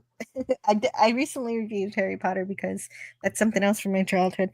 I recently had one that had clips that are less than 6 seconds long, and it's still claimed. And I only fought once, because if you fight twice, you could get a copyright strike. Yeah. Yeah, and that's happened here on Pop Talk, where we've shown the trailer from Warner Brothers, and I always seem to get a claim from them. And so it's like, all right, fine, I won't show a clip, but I will at least bring up something and leave it there as a still. So far, so good. Yeah, that's what we did for Babylon 5. Mm-hmm. Still.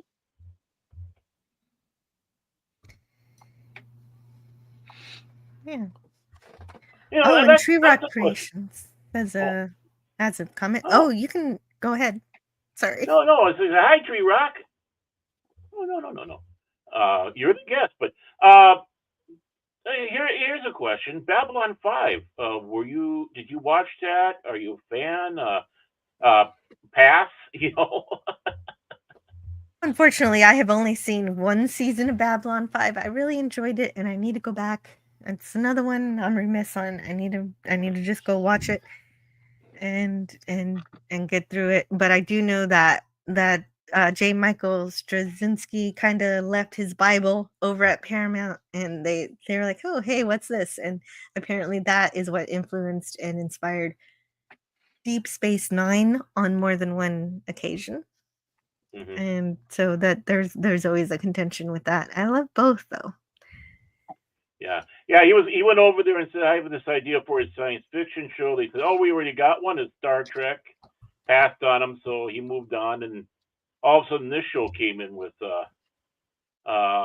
some similarities, you might say. But he opted not to sue because he didn't want to ruin, he wanted not to ruin it for fans. But the one that's really kind of him. Mm-hmm. Thank you for letting us have Star Trek, Jay. Well, he loves Star Trek. In fact, he wrote a Star Trek comic at one time. So, and he wanted to reboot Star Trek before Jar Jar Abrams came around. So, which was been an interesting take that he had on there, but it was still. Geez, I wish that would have happened. We would have gotten something good. We would have gotten something great. It would have been a reboot, but still, it's like that was still a little bit of time when reboots weren't souring us as much. But yeah, I mean, one of the concepts was J. Michael Straczynski was going to have a shapeshifter on the show, but when he saw Odo, it's like, okay, that's out the window. I won't fight it. I'll take care. I won't have that particular character. And then they just went with a changeling net, the device that made you look like you were somebody else. But Oh. Yeah, I'd love to work with you on that one. Because I just love Babylon 5. Cash and Oh yeah, and if I do, I will keep that in mind. yeah, Cash and Mike, they don't think I'm that big of a fan though, but they say I'm a poser. Yeah. Okay. Sure. Right. Well, I just When have I ever said that, Baron? I know I know I haven't done this in a while, but that sounds like a lie that only a non would tell. See, I gotta do that so he can do his Londo Malari. Non. Yeah. No, I'm amazed. Like I go back and forth with people like Crit and stuff, Baron, but I keep after watching that again, it's like, no, you know what? Season 5 really isn't that bad. There is some good stuff in there, and I mean, it wasn't even supposed to happen. So, yeah. Well, it was supposed to happen, but a different way. Right. Okay. But they, it just like Star Trek, it got that extra boost of life for that last season. Right. So, mini simulators. Isn't that kind of funny how things are with science fiction?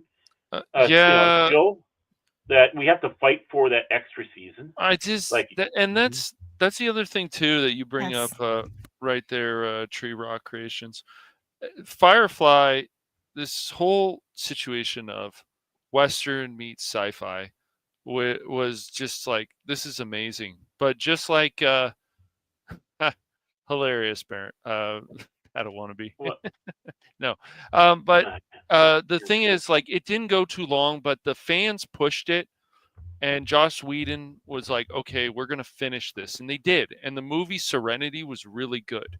But it's because of the fans, of course, again. But just like the Orville, like, I was enjoying it. And then it started moving around. And I hate when shows move around. I'm going to have to, I guess, go back to it. This showing of the Orville is preempted by a football game. Oh, no. Right. They're moving it to another day. It was the same thing with stuff like Agent Carter, other shows that you enjoy. They move it around. Gotham was the same way. Like, there were things I liked about Gotham, but then they started moving it around. I'm like, I can't watch this show anymore. So, yeah. It's just, they keep moving it around. So it's just, it's unfortunate. And then there's some shows, of course, that go on like 5 or 6 episodes, like what happened with things like, I don't know, Clerks animated series and so on, and other things, and then they have to be moved around. Same with Futurama, other stuff. They get canceled. They have to move to another network or whatever. It's really unfortunate. Yeah, Futurama has died and come back so many times. It has. It's on its bad cycle now. Hopefully, when it dies again and comes back, it'll be good. One other show that I'll add to that is that I got really disappointed that got cut out on us by the Siffy channel was Dark Matter. The Dark Matter show. It was such a good. It was such a well-crafted story. And then it just ends at season 3 when it's supposed to have 5 seasons. And so it is a tragedy for science fiction fans. We don't always get the whole story. Yeah, and a lot of science fiction. I mean, I guess they're trying some things. Even I have to say, Schneider, he's like trying stuff, Zack Schneider, but it's like, okay, he's trying, and obviously things are influenced. And I know people will say Rebel Moon is a ripoff of this and that, but you can say that about other things too. I think we need more people pushing for more science fiction and making people think, but it just depends who's writing it and their arrogance. Can they take it out of the equation? Can they take a lot of their ego out of the equation? And then we can start getting some more really good sci-fi things, I think.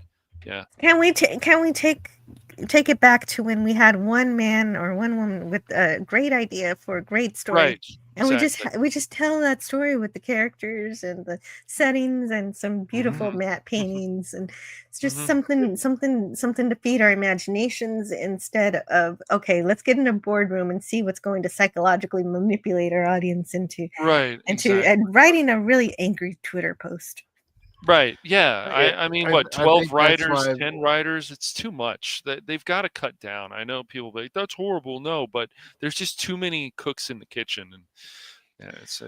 DJ Ronnie, Oh, my Spoiler. apologies. I just want to answer his question. The Gathering. It was the Minbari who was using the changeling trying to assassinate Kosh. Back to you. But I think that's the thing. For us, growing up in the 80s and the 90s into the early 2000s, we were spoiled because we had series that had very smart, clever writing. Yes. Mm-hmm. And even a little And you bit into can, the 2000s. yeah. And if you did watch 80s and 90s content, you see just how heartless and soulless it has become, and it's unfortunate. Mhm. And when it Yes. deviates from that, and there's something good, it really stands out. Yeah, where are the good messages? Like there's still some shows out there that make you think, but not as much as there should be. And they just throw these ideas, or they're trying to lecture you about something they shouldn't lecture you about, and it just keeps going. It's just stupid. Or they just spoon feed you this, and it's like, isn't this great? It's like, is it though? You know, the thing is, even going into the 2000s, I mean, Farscape, I think that's an Yeah. excellent series. And they were Mhm. able to at least get that two-part movie miniseries to help finish it off. But I'm gonna say something that's gonna be very controversial here. Mike will probably fire me for saying this, but I think Anthony Simcoe, who played Kai Dargo, I think he probably would have done a better job as Worf than Michael Dorn, who did a great job. Don't get me wrong, but watching him in that show, it's like, ooh, yeah. I just start imagining him as Worf, and it's like, yeah, that could have been interesting, him doing that. But am I fired yet? No, but I do have this response for you, Baron, because everybody's entitled to their opinion. Yeah, well, that's just like your opinion, man. Well, let's put it this way: if they couldn't have gotten Michael Dorn, he would have been a great, runner-up. Is that better? Is that better, Mike? Is that... Right, Baron, you don't have to change your wording to agree with No. me to appease me. I mean, I that's know. your opinion. I I'm haven't doing seen your job. much of that actor's work to say yes or no. That's I why I just haven't haven't. chimed in either. I just know I really love Michael Dorn. He's such a sweet man. He's one of the few Star Trek actors who aren't saying really terrible things to people on Twitter. So I appreciate him. No. But on top of that, he was a great. He brought so much to work. His hmm ability to deliver deadpan humor hmm is incredible, and that works for me. I'm Yeah, happy I mean, with what we got. and he's good with the fans. When I met him, he was really good with the fans. Talking with people and such. But Hmm. that was a while ago. It was shortly after the second season, so he didn't want to talk about the change of the doctors again. But he was implicating that they were having a little problems with who they replaced Gates with. With Pulaski, with Pulaski. Pulaski, Diane Mulder, Yeah, who was on an original series, a couple of original Hmm. series yeah, episodes. 3 times. Yeah. So she's a great actress, but they kind of Oh yeah, nerfed her a bit. She was kind of like a nerfed yeah. McCoy as hmm Pulaski. They gave her Yeah. they Yes, gave he her the was. curmudgeonness, but they forgot to give her the fatherliness of McCoy. So they hmm cut, or in her case, it should have been more nurturing. She should have Yeah. been. There should have been, and then as a foil, McCoy's foil was Spock, and so hmm they tried to do the same thing with Pulaski. They tried to make her foil Data, but the hmm problem with that is that Data's innocent and kind of like a child, so it's kind of then you're just Yeah. having this lady beat up on Data, and we didn't like that. No. Eventually, though, they did figure it out, and they did reconcile eventually, and they did a good job. hmm I didn't hate her all the time. She was a more competent doctor than Beverly Crusher a lot of the time. It's just unfortunate they didn't get her character exactly right. Yeah, it always is. I mean, you don't want to see anybody go like that, even in Star Trek. It was sad they And didn't keep Gates McFadden it, in the original series.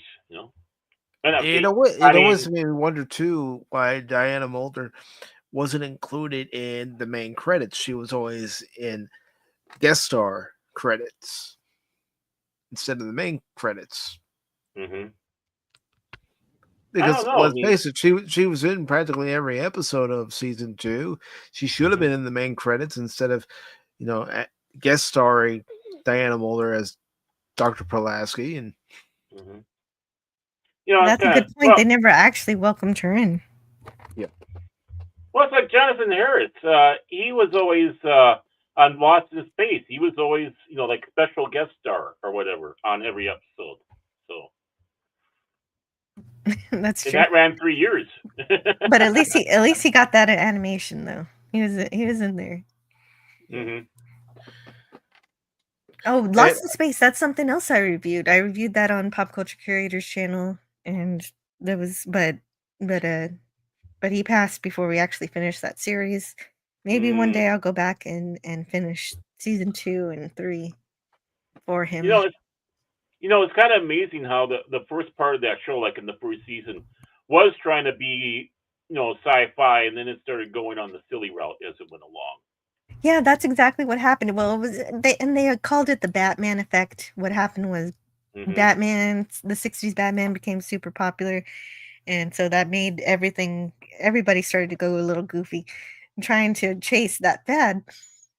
And that is unfortunate because Lost in Space was trying to be science, a good science. Season 1 is incredible of Lost in Space, black and white episodes. Yeah, I mean, some of my favorites.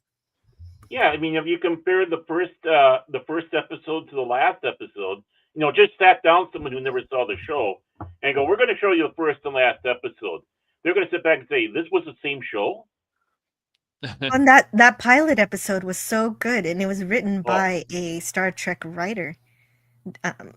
So and there were a few Star Trek influence, like things that influenced Star Trek. I think it's only my guess, but I'm thinking that because of Lost in Space, Gene Roddenberry saw Lost in Space, and then that's why he has his rule, no pirates in space, even though, of course, he kind of nixed that pretty quickly with Harry Mudd and all that.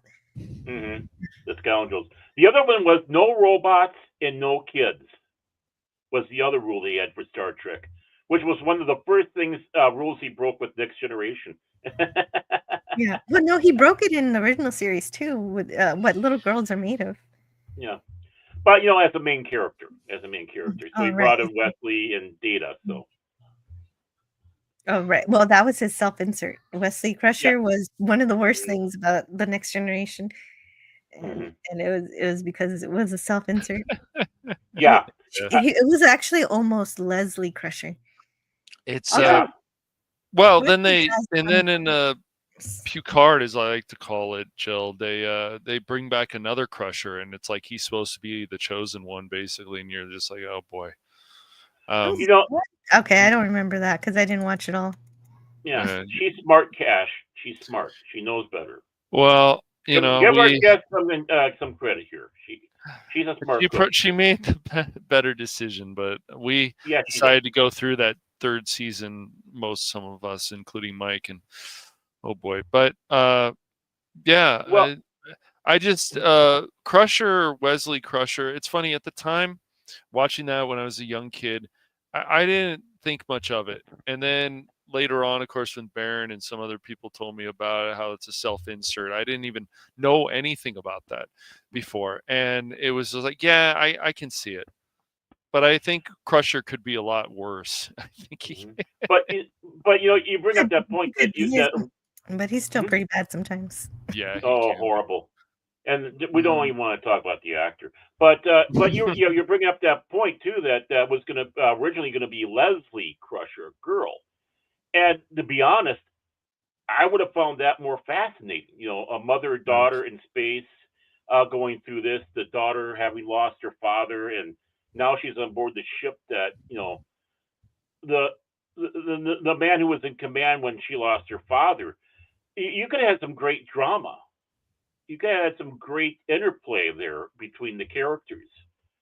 But no, they said we're going to bring in the kid that knows everything because it's me, Eugene Roddenberry, and the kid can do no wrong because I was a smart kid, so he's got to be smarter than everybody else. wasted opportunity. Exactly. That was the biggest. That was the Wesley problem in a nutshell. Very well said. Because the issue wasn't that he was a kid on the starship. It was that this was the flagship of the Federation. You had the brightest minds working in engineering, but the only person who could save the day was Wesley Crusher, time and again. Right. Yeah. That was, especially in the first season. Yeah. And the thing is they brought that great concept into Next Generation about having families on board. Mhm. Yet the only family we saw was Wesley and Beverly, and even then, that interplay wasn't so much. It was just basically her telling Picard, saying, "Be gentle on him, type of thing." But I would have liked to have seen the full family unit on there. Would say that Troy and Riker were married. They had a young child on board the ship, and now he's got to go between the fact that he's a military. Well, Gene Roddenberry changed it for Next Generation to paramilitary, but like in charge of a starship or second in command of a starship in middle of an emergency, and then worrying about the concerns of his family, his wife, his child, all that. I mean, wasted opportunities. Wasted. Don't put those characters out there. We did get that eventually, but we had to wait for Deep Space Nine. Although it was, of course, the same situation, I suppose, where you have a single parent, where the other parent is passed. But it was great to see a positive father role on a Star Trek series. Exactly. And and you had a little bit of that with the family element in the middle of the danger in the pilot, the emissary, where he loses his wife and he's going through that tragic but trying to save his son at the same time. So you had a little touch of it, but yeah, it would have been nice to have seen that, especially when you have that opportunity. You have this big piece of cloth to write on, and you just make mention of it, show some kids here and there, and that's about it. Now, the Padawannabe has a question for all of us, and his question is, what did you all think of when Worf's son got introduced, when Alexander was introduced? Oh, Alexander. Yeah. I'll let you go first. Who? One of us? Oh. I thought you just said.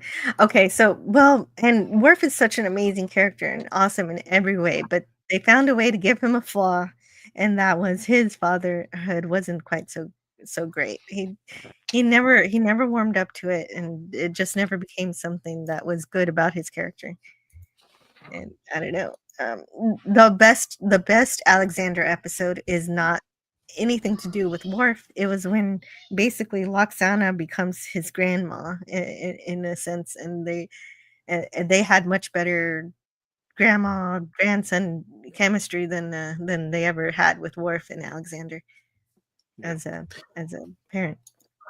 Yeah, I never really liked the fact that they made Worf the reluctant father. That's how he always came across to me, as the reluctant father. Okay, Kalar has now passed, and now it's his responsibility to take care of his child that Kalar was raising. Mm-hmm. Yeah, and the thing is, it was always shown as that he doesn't understand what Alexander wants, and he just wants him to be a warrior. But Alexander wants to do something different, and Worf never ever accepts that, and I think that's the biggest flaw. Mm-hmm. Because even when they introduced Alexander on Deep Space Nine, they had him sign up for the Klingon Defense Force, which was something that the character up until that point was adamant against. He didn't want to become a Klingon warrior like Worf. Yeah, and they just shoved that into him just because he wanted to make his dad happy, and what a terrible way to go. Yeah. What about you, Cash? I just want people to get in before I chime off. I don't know. I just sometimes going back and watching the old show when we reviewed it, whatever. I agree. Worf was with Alexander, sometimes it feels like he needs to be more caring, but other times he was very standoffish. It took him a while to warm up to his son because he didn't know how to handle the situation. That's the way I looked at it. And I think they could have done more with it, but sometimes these things fall to the wayside. So unfortunately. Well, again, they lost the perfect opportunity, especially with having families on board the ship. I agree with that, man. It would have been better if she didn't die, but because of what she's doing her and such for jobs, and that they need to have this valuable asset on board the ship, so she comes back with a reconciliation with Worf. It's good to have Worf at first be a reluctant father, but he's got to warm up to it. And one of the things is talking to her, and she's helping him become a father as well. It's like, instead of having the others out there, of more family unit. I mean, I know people outside of family can be quote unquote family, but this would have been much more important, and they lost that ability to introduce that, to reach that full potential of families on board the Enterprise, which I was against when they first said it. It's like, are you kidding me? Yeah, because it's dangerous. Right. But now exactly. And that was some of the things we're saying. They're going out on these big missions, and second season proved it when the Yamato went boom. It's like, well, not just Starfleet officers went, but children. Yep. Maybe even grandparents that were traveling along. Entire families wiped out, and it's like, is this really a smart thing? Yep. And Tree Rock forget the encounter with the Borg too. Yeah. Yep. Tree Rock Creations brings up a good point. I agree with that. That is probably the best Wesley Crusher episode. That one. When he's lied to cover up a shuttle incident, and Captain Picard threatened him. Yep. Yes. Yeah. There are a few times that Wesley isn't so bad. He's not bad in Best of Both Worlds. He's helpful. He also doesn't have a big role, but he's doing his job. Right. I mean, even first mission or last mission, the one where he crashes, Nick Tate from Space 1999 crash. First mission. Right. Even, basically, as I said, it took to his last episode for you to actually get something to really start liking the kid. Yeah. And by the kid, I mean the kid. Yes. I mean was Wesley. Because at that time I had no problem. I felt sorry for Will Wheaton back in those days because of how the character was being treated. But of course now I have no sympathy. But that's beside the point. Yeah. Well, he's burned that goodwill. And did you also do some singing too with them, Padawan? Be honest with us now. But no, I think some of the best drama that you could have had on Star Trek was when they did introduce Alexander, but not leave Worf as a solo father. It was horrible to do that, to have him, because he was completely and utterly out of his league, and he was not necessarily getting any on-screen support normally. I mean, Laxwana, obviously, for that one episode, but it's like, what do you do? Lock him in your stateroom all day and then come back and start singing Klingon opera to the kids? Well, here's a question I want to pose. Say you still have Taylor get injured by Duras, and you still have Worf go over to the Klingon ship to kill Duras before Beverly could even tell him, after examining Kalar, that she's going to be okay. Still have that fit of rage where Worf was like, you're not going to do this, Duras. You've already shamed my family once. You're not going to shame me and give me dishonor by trying to kill my wife. Do you think that would have worked? Yeah, I mean,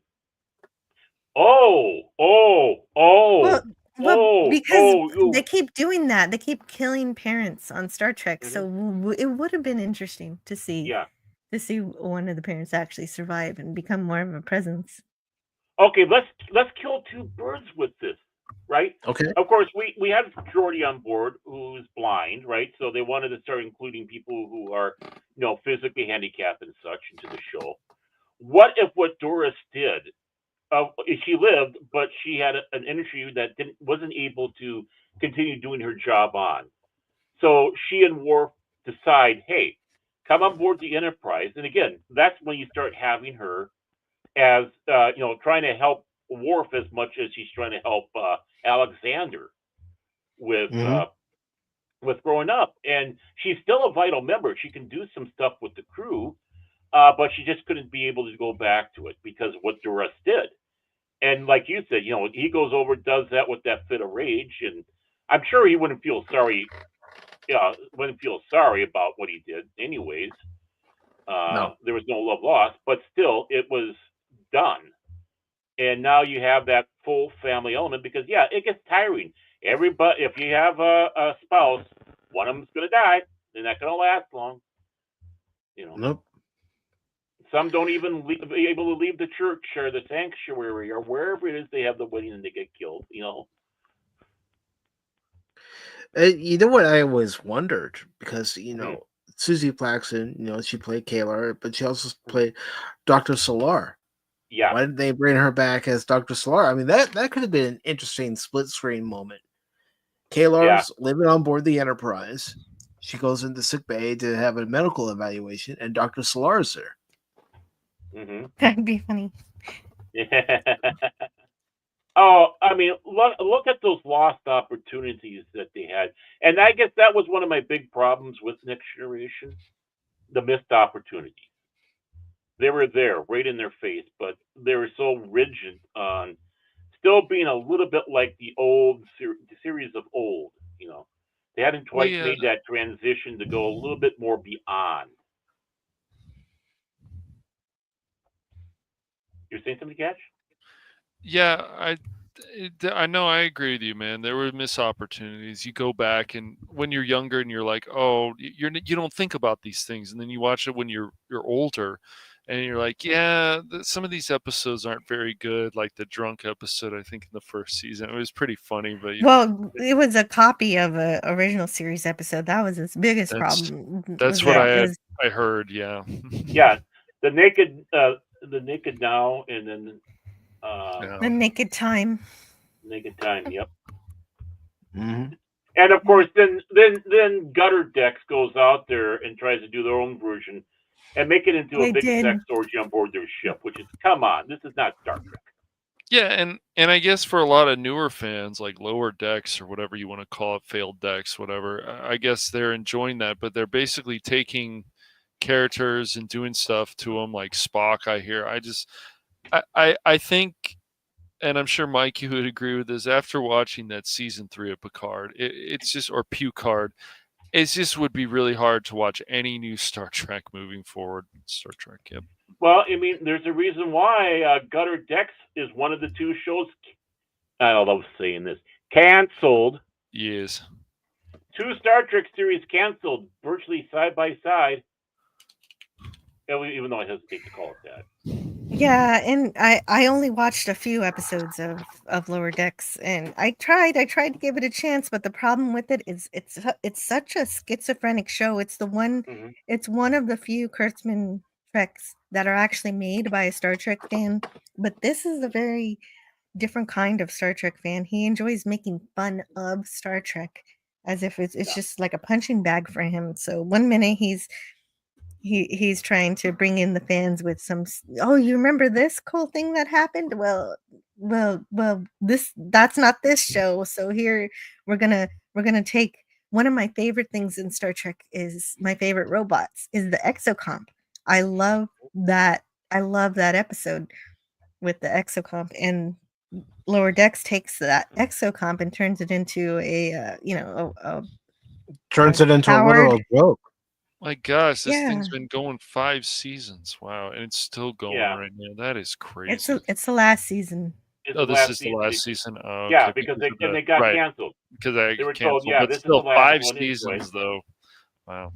Yeah, basically the worst thing about Lower Decks is the creator knows what Star Trek is. He could make it if he wants to, but he's not gonna, and he tells you straight up. And that was the moment that I stepped away from it in season 2, and he was telling me that directly. He's like, "Hey, here's the Titan. Look, they're actually behaving as Starfleet officers as you're supposed to in Star Trek." Right. And then they're like, "Nope, that's not this show though. This is it's Looney Tunes, but not as good." Saturday Night Live. Yeah, it's like we're funnier than we think we are. And the sad thing about that, Jill, it's official in Kurtzman Trek. Mm-hmm. They made that show official. How can that that show ever be official? It's like it's not just official, it's an alternate dimension that you can travel to from reality because they had that crossover with the Strange New World. Yeah. Right. So, so in a sense they made it official into the Star Trek universe. It's like, really? They did. I cry for my Star Trek. I cry. I weep. Well, I do have a recommendation if you want to get real Star Trek. At least it felt like real Star Trek when I played it. And I recommend this game to you, Jill. It's Star Trek Resurgence. And yes, I have heard about this game. I've been meaning to pick it up. It looks like 90s Star Trek. It looks like fun. Mm-hmm.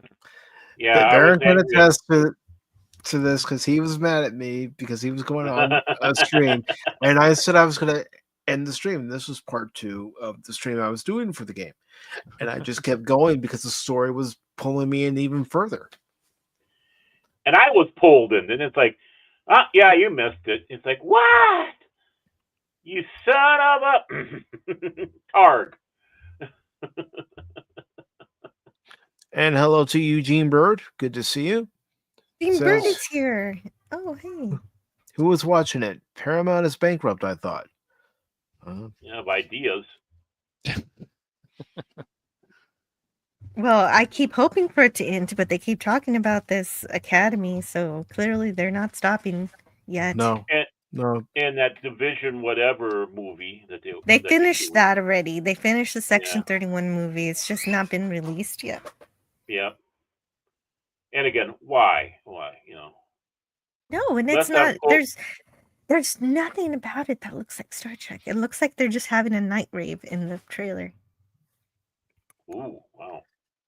Also a scene in Discovery where they also had a rave, and not Harry Mudd kept blowing up the ship.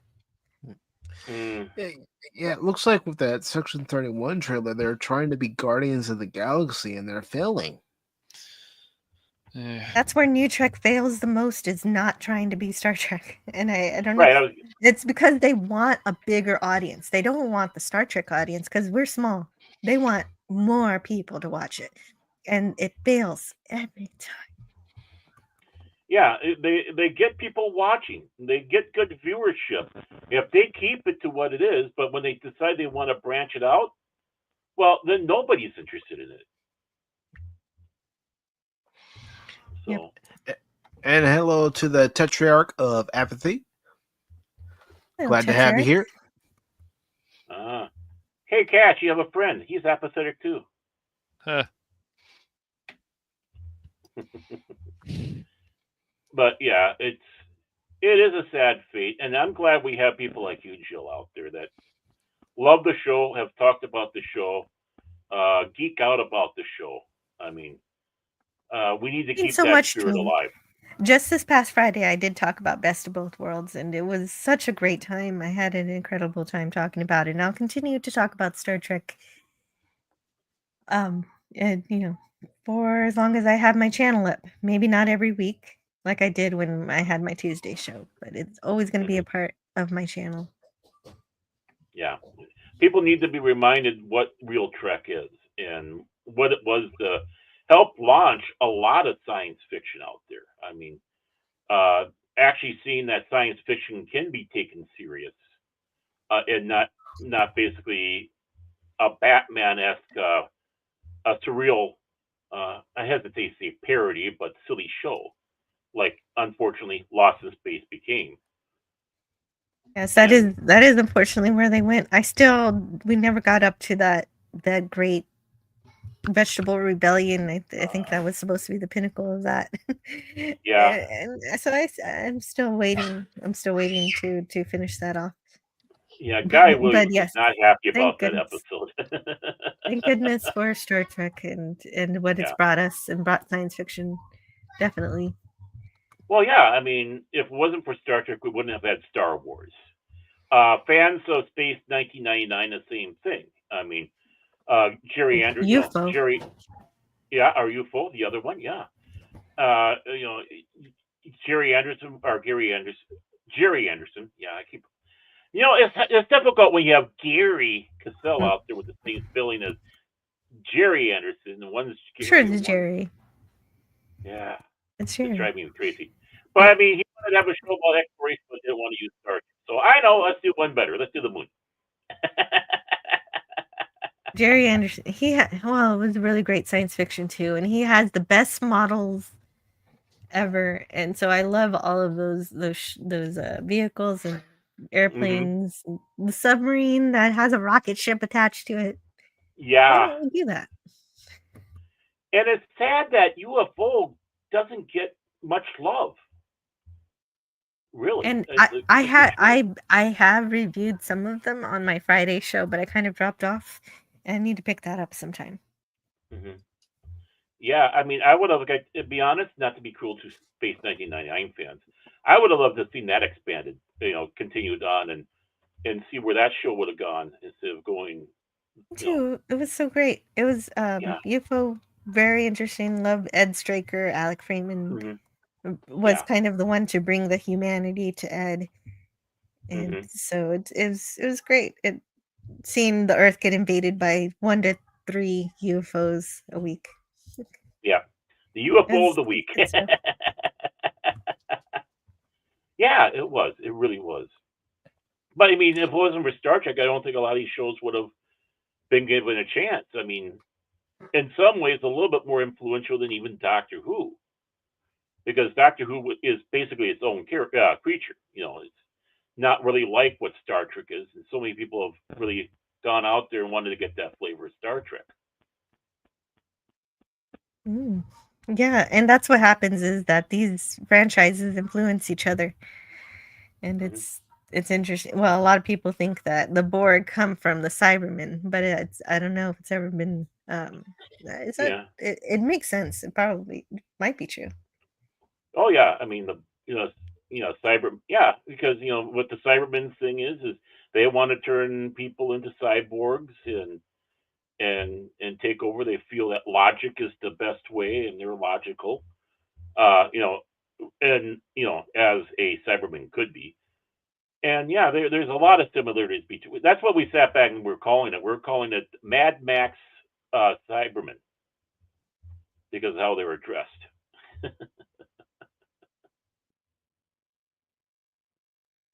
Oh, I lost my audience. I like that. 2 drink minimum. Remember? Here. Yeah. Oh, do I need to start drinking? It might be early for that. It's only 2. Oh. Well, the sun's over the yard arm. Oh, it's just everybody went silent. It's like, okay. Well, and that's the thing is Gene Roddenberry said no smoking, so then there's lots of drinking on Star Trek. Yeah, even though he was a notorious some smoker. Of it. Yeah. True. Yeah, he always, he had a pipe in his mouth a lot. But the reason for that is because it was a Navy rule. It was a rule. You're on a submarine, you can't smoke, and so that's why. That's why. Well, yeah. Plus, you're on board a starship with, the different mixtures with oxygen. You don't want things to go boom.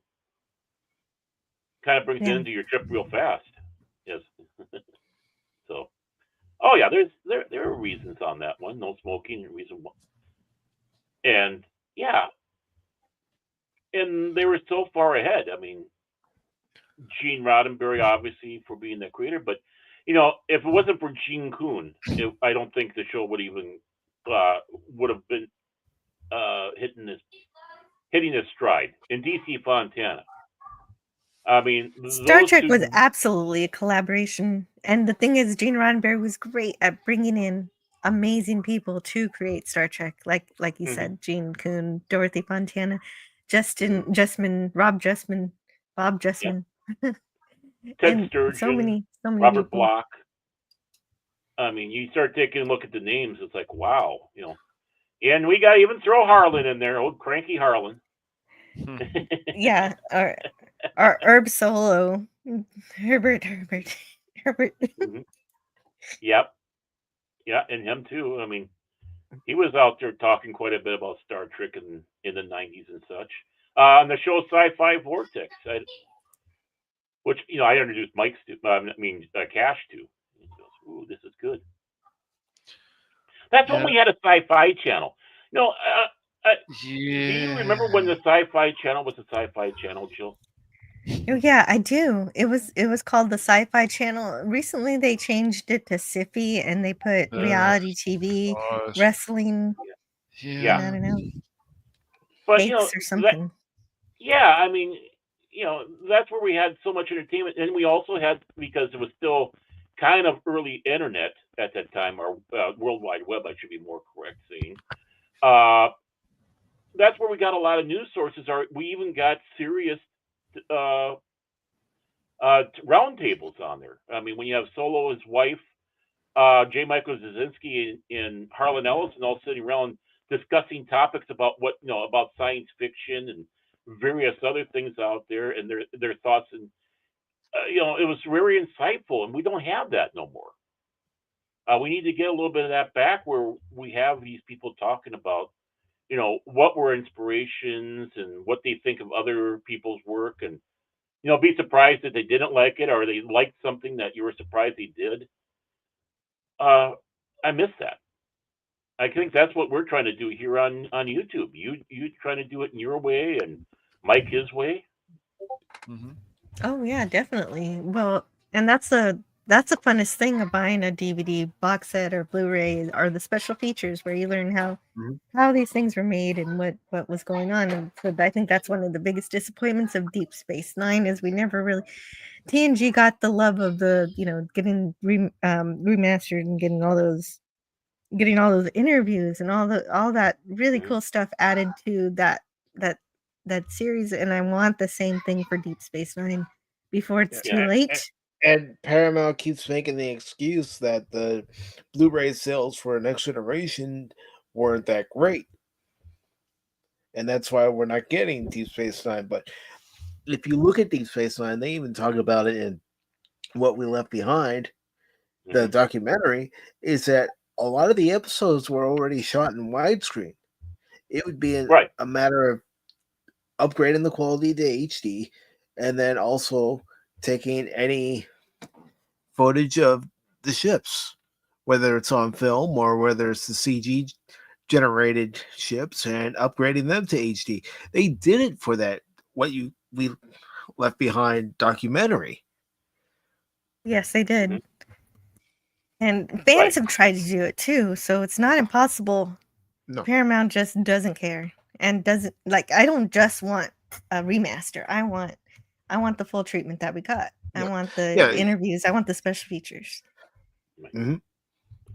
Well, they'll tell you, well, you got What We Left Behind there. That's your special feature. Now go away. But that was that was supported. That happened because of the fans, and exactly. This could happen too. I mean, even Voyager's getting their documentary like Deep Space Nine, and I don't know when that's supposed to come out. And I heard about that one. I'd still be curious in watching it to hear what the actors have to say about the show. Especially with next year being, hard to believe, the 30th anniversary of Voyager. Oh God, please don't say that. Wow. Yeah, that's incredible. Yeah, I wonder if they'll try to get poor Jennifer Lean. I mean, she was just Well, I hope things are better for her now. I hope so too. I liked her. I liked her in there. Plus the fact that she had that Norwegian name. But all seriousness, I like that character. And I know Robert Beltran was really pissed off when they brought her back. And he was pissed off how they treated that character, and in a sense, her. That was awful, because they actually left her in a good state where, hey, I'm going off to this other plane of existence, but here's a few years shaved off the trip. And so that was it wasn't the best episode, but it was an okay way for her to leave. Right. And it was and then hopeful. they bring her back and make her evil, some demonic, crazy, Right. Crazy with power monster, and it's not cool. I didn't like it either. Yeah, we did that with Gary Mitchell. We didn't need to do with that. Not Gary Mitchell. Yeah, Gary Mitchell. Yeah, you're right. So, You got it. yeah. For a minute there, I thought I was calling him what he was called in 2001. Think about that. Here he was in two very important science fiction. 2001 is the second pilot of Star Trek. Mm-hmm. And it was a good one. Oh no, I really love that episode where no man has gone before. Oh, it is actually one of my favorite episodes of Star Trek. It really is. It really sets the tone what the show is about. I just got mad that they killed Kelso. Why? Well, and Why? some people, and retroactively they get Kirk's middle name wrong. Yeah. James R. Mm-hmm. Good things about it. I think it was Peter David that corrected that in a book. It was about a book about Q, and technically that was kind of an alternate universe that he wrote about in there, where Kirk's middle name was had an R in it. But we never did get to Tiberius until the animated series. Right. Yes, that's where that came in for sure. And that's a lot of fun. Yeah. And and that was a good question I was going to ask you earlier. Is what is your favorite episode of the animated series, and why is it Yesteryear? How did you know it was Yesteryear? Of course, that was the one. So Dorothy Fontana created. It was basically the showrunner for Star Trek: The Animated Series, and her main objective was to say that we're not just making any old cartoon, Saturday morning cartoon for kids. We're making Star Trek. And so these episodes have to be just like the original series episodes that just happened to be animated. And the pinnacle of which, of course, is Yesteryear, which looks into the background of Spock. And it is very much in canon. I believe animated series Star Trek is canon. And this gives us that turning point of Spock. He's my favorite character, so of course this is my favorite animated series episode. He decides right here, right now, that he's choosing the Vulcan path over the human path. And it's also very heartbreaking with the loss of his pet, his big teddy bear with fangs. We finally got to see a Sheilad. yeah, his Sheilad, Ichaya. Yeah, I love when Spock admonishes him. You are too old and too fat. You cannot be here. so we thought that line was so funny, and that Spock, the child Spock who played Spock in that animated series episode, was so great because they told him to act stilted, don't be emotional, and he got it right in the rehearsal. They recorded him in rehearsal, and they said, "You know what? You don't have to come back. That was it. We have our Spock." Yeah, he did such a good job. And the thing is you saw Vulcan children not being quite so logical because they're bullying Spock for being half. They are. Honestly, all Vulcan children go through this coming of age. That's the whole reason for the rite of passage that they have to take, the Kaswan, I believe it's called. Right. Learning to control your emotions, learn to keep it in check. Well, and going into the wilderness to survive. Yep. Exactly. And Spock accidentally ends up having to do that on his own with this, and he ends up having to go back in time to save himself, or he had already always gone back in time to save himself, because this is also a closed loop time travel story using the Guardian of Forever in such a unique and perfect way. So it has always been that Spock was saved by himself. Mm-hmm. But it's a great way of showing Spock going through his rite of passage from a child going into his teenage years and eventually into adulthood and, of course, joining Starfleet. Mm-hmm. Which was something that his father was not exactly excited about, that he decided not to go to the Vulcan Science Academy and instead become, but that's something that's explored in the movies to a good degree, and I appreciate that. And Eugene Bird says maybe Star Trek and Star Wars do need a break and new ideas. Is anything promising happening out there? I didn't watch Rebel Moon. Yeah. Still hope for Marvel. Not much on space. True. Yeah, we don't have much hopeful, inspiring science fiction. We've gone into a full-fledged dystopia. And even Star Trek is grabbing that, and who knows what direction truly Star Wars is. But we should just call what's being done by Kurtzman mirror Trek, because it's bringing out the worst, not the best. Mirror Trek, I like that. Yeah, I mean the mirror universe Trek. Yeah, because what hope is there? Oh, let's make fun of one of the people on board the Starship Discovery getting smeared all over the place, and then make Gene clean up the guts. And you know what that was a shot at.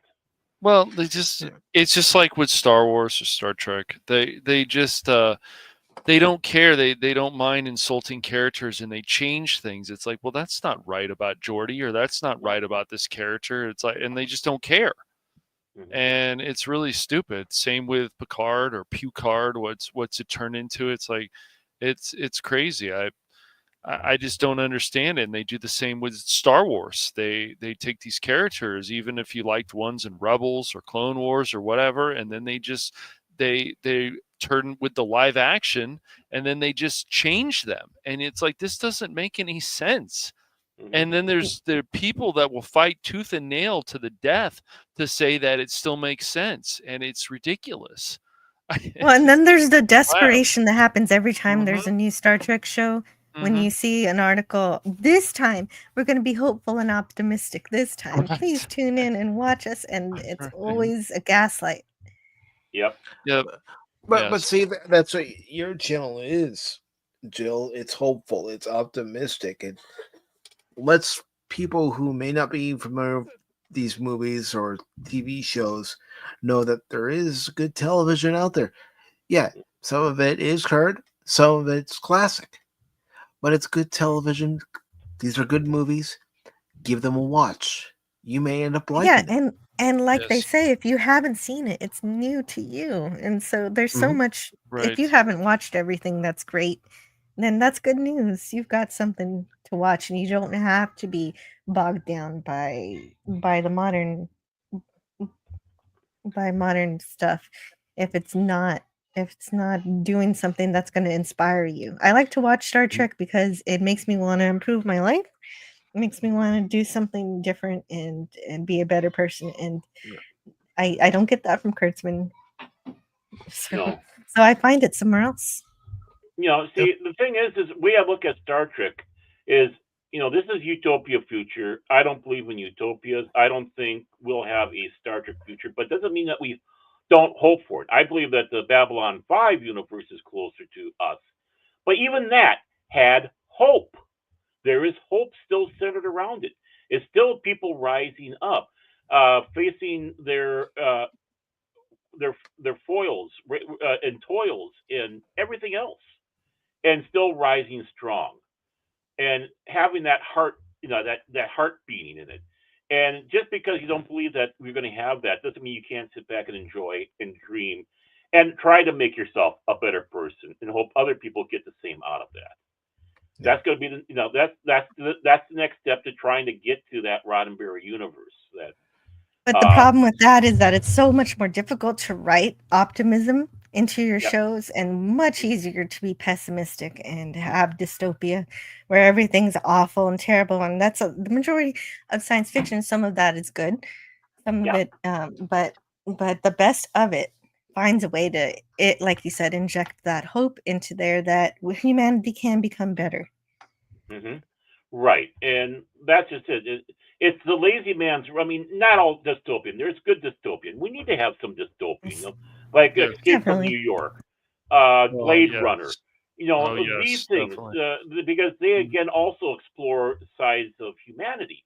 But these universes were made to be that way.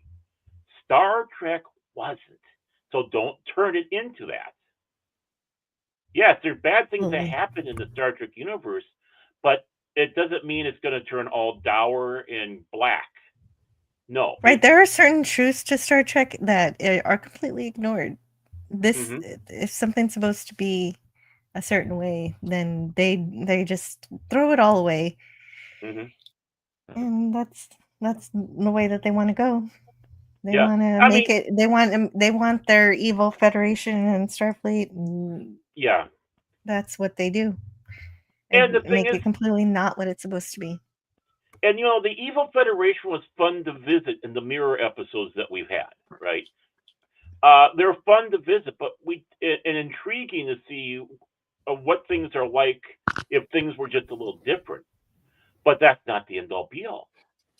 It's again exploring. It's like, oh my God, this is something we could have become. Thank God we didn't. Hmm. And well, but, and I guess that is explored a bit in Deep Space Nine when we look at that episode that was projected to be this year, and that episode with the cities that are very much like California, like they projected the sanctuary districts. And so past tense really did predict the future in the wrong way, but it is like, yeah, they were hoping when they wrote that episode, they were hoping people would that what they were writing would not come true. Yeah. And thankfully, we have not had the eugenics war. Happily, we haven't had some of the other things. Happily, we haven't had World War III, and hopefully, it's not a not yet situation. Let me just, so let's I keep have that some at hope for bay. that too. Hope, yeah. Yep. Well, that's just we do have hope, and Star Trek is one of those things that gives us that hope, and it needs to be a hope. Although Star Trek didn't reach that utopia until they had those awful things happen first. Right. Yeah, until they had World War III, the nuclear fallout, then of course Zefram Cochrane making first contact with the Vulcans by doing the test flight of the Phoenix, and we are grateful that we haven't experienced something like the sanctuary districts, because we would need someone like Gabriel Bell to bring us together. Right. But what was important seeing that is we were seeing how humanity was growing and learning that, okay, we're going from that rebellious teenage phase that we're in now. And really, you take a look at it on a world scale, much of it is that case. It's a bunch of rebellious teenagers whining, crying, the emos on the corner, the goths over there, the cool kids there. It's Breakfast Club gone wrong, and how we grew from that to the next stage to being really young adults with Kirk and getting more mature when we got to Picard.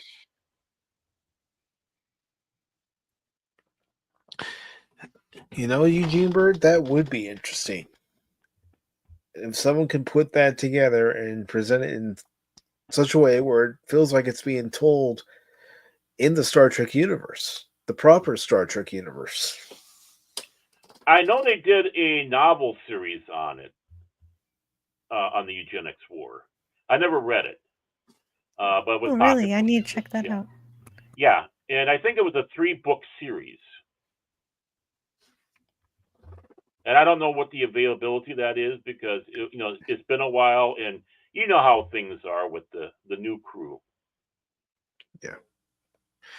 But see, that's the thing about Star Trek. If it hasn't been explored on the big screen or small screen, there have been some stories that have been explored in novels. And I'm talking about pre-Kurtzman and J.J. Abrams' Trek. Oh, Mm-hmm. Oh yeah, I It's mean, true. There's such a rich expansion if you look at the literature. I mean, like if someone was ever to ask me, what's a good novel to get into for reading Star Trek, and right off the bat, it's gonna be by Vonda McIntyre, who also did the novelizations for Star Trek 2 and 3. I would instantly sit back and say, was it entropy effect? The entropy effect, because that just rings so. I fell in love with it when I wrote it. It's like that really got me really interested in reading the Star Trek novels, because it's like, are these going to be really that good? And it's like, damn, this is good. You got everything. Kirk getting murdered. You have time travel. Uh, guns that kill you by putting webs into your body. You can see the webs coming into their into their eyes as they're dying. Kirk Spock taking over the Enterprise, having conversations with McCoy and Scotty about this whole thing and trying to fix everything, because this assassination is not is something that will unfurl the fabric of time and space, the entropy, and we got to save Kirk. Mm-hmm. It's more than just Kirk. So I mean, oh wow, it's like, can you imagine this as an episode? Well, yeah, just fixing the mistake that Generations made. Yeah. Mm-hmm. But yeah, and that's one of the novels I sit back and say. And needless to say, I encourage the early the Marvel ones after motion picture, and DC Comics after Star Trek 2. These were great iterations of Star Trek out there, continuing that voyage. Doing with Savick instead of Spock on board the Enterprise, or and such. So a Star Trek that could have been and should not be ignored. I'm sorry, I'm gushing. I'll shut up No, now. that's okay. No, I enjoyed that. And I really want to get into the novels and all of that. That's just a whole bunch of Star Trek stories that I haven't heard yet. And when I'm lamenting about the fact that Star Trek isn't being made anymore, I could read these novels, and hey, I got some new Star Trek. Mm-hmm. Oh yeah, I mean, Peter David did a great giant novel, and it basically, we found out what the Doomsday Machine was all about. They were designed to battle Borg. So you have the Borg, the Doomsday Machine, and all hell breaking loose. That's an interesting idea. Yeah, I was gonna say that would be interesting in live action. Yeah. It would be, and it wouldn't be anywhere near the Federation. It would be so far away because the Borg aren't supposed to be around yet. So and it works because the Doomsday Machine is from far away, and it's really super mysterious about where it came from or what it was for or what war it was fighting. Mm-hmm.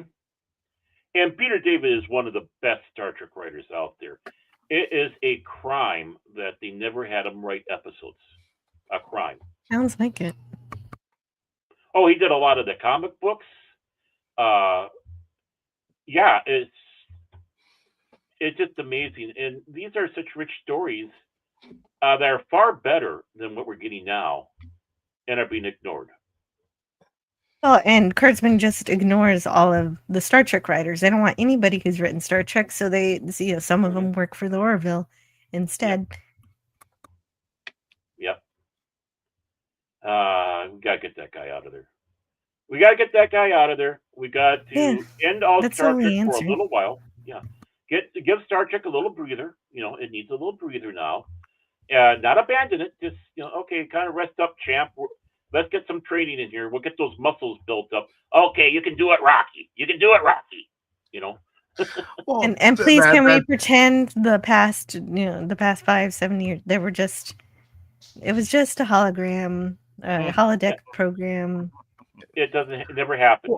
It never happened. Well, that's the thing I want to ask everybody. Do you think with the new ownership of Paramount and that whole conglomerate, do you think they will eventually fire Kurtzman, or do you think they're stuck with that contract and they have to write it out. Well, the contract's over in 2026, right? And so no matter what, I think from one channel, I forget which channel, said that by August of next year they can't produce any more. So even though technically the contract ends in 2026, production has to stop next August. Mm-hmm. And what happens at that point is what's going to be interesting to see. I don't think they're going to renew his contract. They can't be that stupid, can they? Oh yeah, they can. Mm. They can. I mean, that's a sad thing. They can be, but we have to make it known that it is not what we want. It's not what fans want. Do you want people to watch it?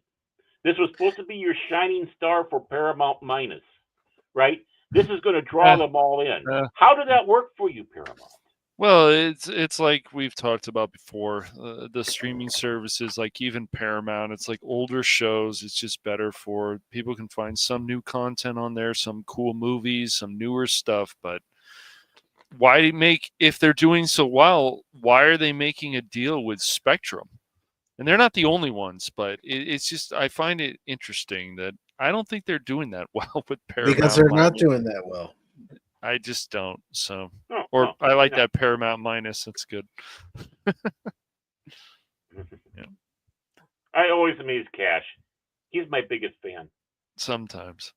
But no, they could take a break from this. I don't know. I'm with everybody on this panel that we need a true sci-fi channel again, and I think it could be really popular. Old sci-fi, new sci-fi, no reality shows, none of that. Just a wrestling. True sci-fi.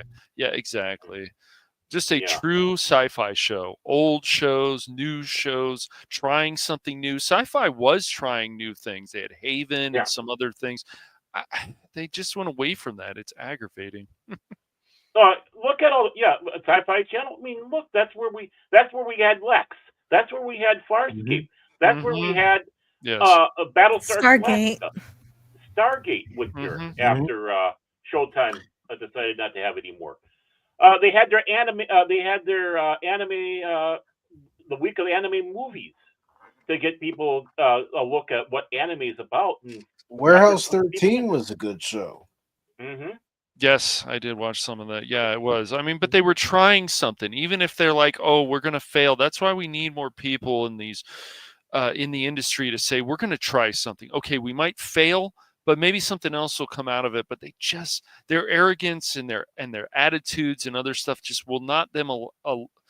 It won't allow them to do these things, and it's very annoying. And I'm sure there's other people in the industry and say, "Hey, let's try this," and the CEOs and other, no, we're not going to do that. That's not what the fans want. It's like, how do you know? Have you talked to them? No, of course not. Well, here's but we've had focus groups, right? We've had focus groups. Yeah. Yeah, focus on this. And that brings me to my question: does Hollywood even care at this point? I don't believe they do. A lot of the times they don't. They really don't. I'm even noticing a change in some things with Arcane. Like Crit was telling me, as much as I liked the first season and where it was going, there's just some changes. The main writer or main creator is said, "Oh, well, we got to get this done. We got to do this." And then they brought in this other person, and some other women are writing on that, and that's fine. But it's like, it's not the same people. And so when they change the people, you can always tell that either things may go in a good direction, but they're like, "No, we're going to change this way." And I'll tell you guys, if you do want to watch season 2 of Arcane, then I can say there are some changes, but there's some good stuff too. But they need to go away from other stuff that just don't work as well. And that's what a lot of these shows just need to do. And so they have a second season. It's like, "Oh, this should be even better than the first one." And then they start running into problems. And then characters that you guys like, they get pushed back. And it's like, well, this sucks. Or they become evil. And you're just like, are they going to actually explain why this character has now become evil? So, right. Well, and that's the biggest problem, is that they don't care about keeping up with their own lore, even just within their own show anymore. Yep. Yeah. I mean, think about Enterprise, especially during its third and fourth season when they brought in Manny Koto, and how the show was starting to turn itself around. Mm-hmm. Yet, because of Les Moonves and CBS, they still ended up canceling the show when a lot of fans were saying, no, the show was getting better. It Yeah. was, and it was improving, and they just killed it. But I want to say hello in the chat to DJ Play Nice. He's a good friend of my channel. Welcome He to the says, channel, DJ Hey, Play Night. DJ. How Yeah. you doing? Another Well, DJ. and that's just it. If we would have had that other season, we would have had the Doug Drexler refit of the Enterprise, where it has that yes. look a little bit more like the Enterprise, which I thought was they should have done from day one, that design.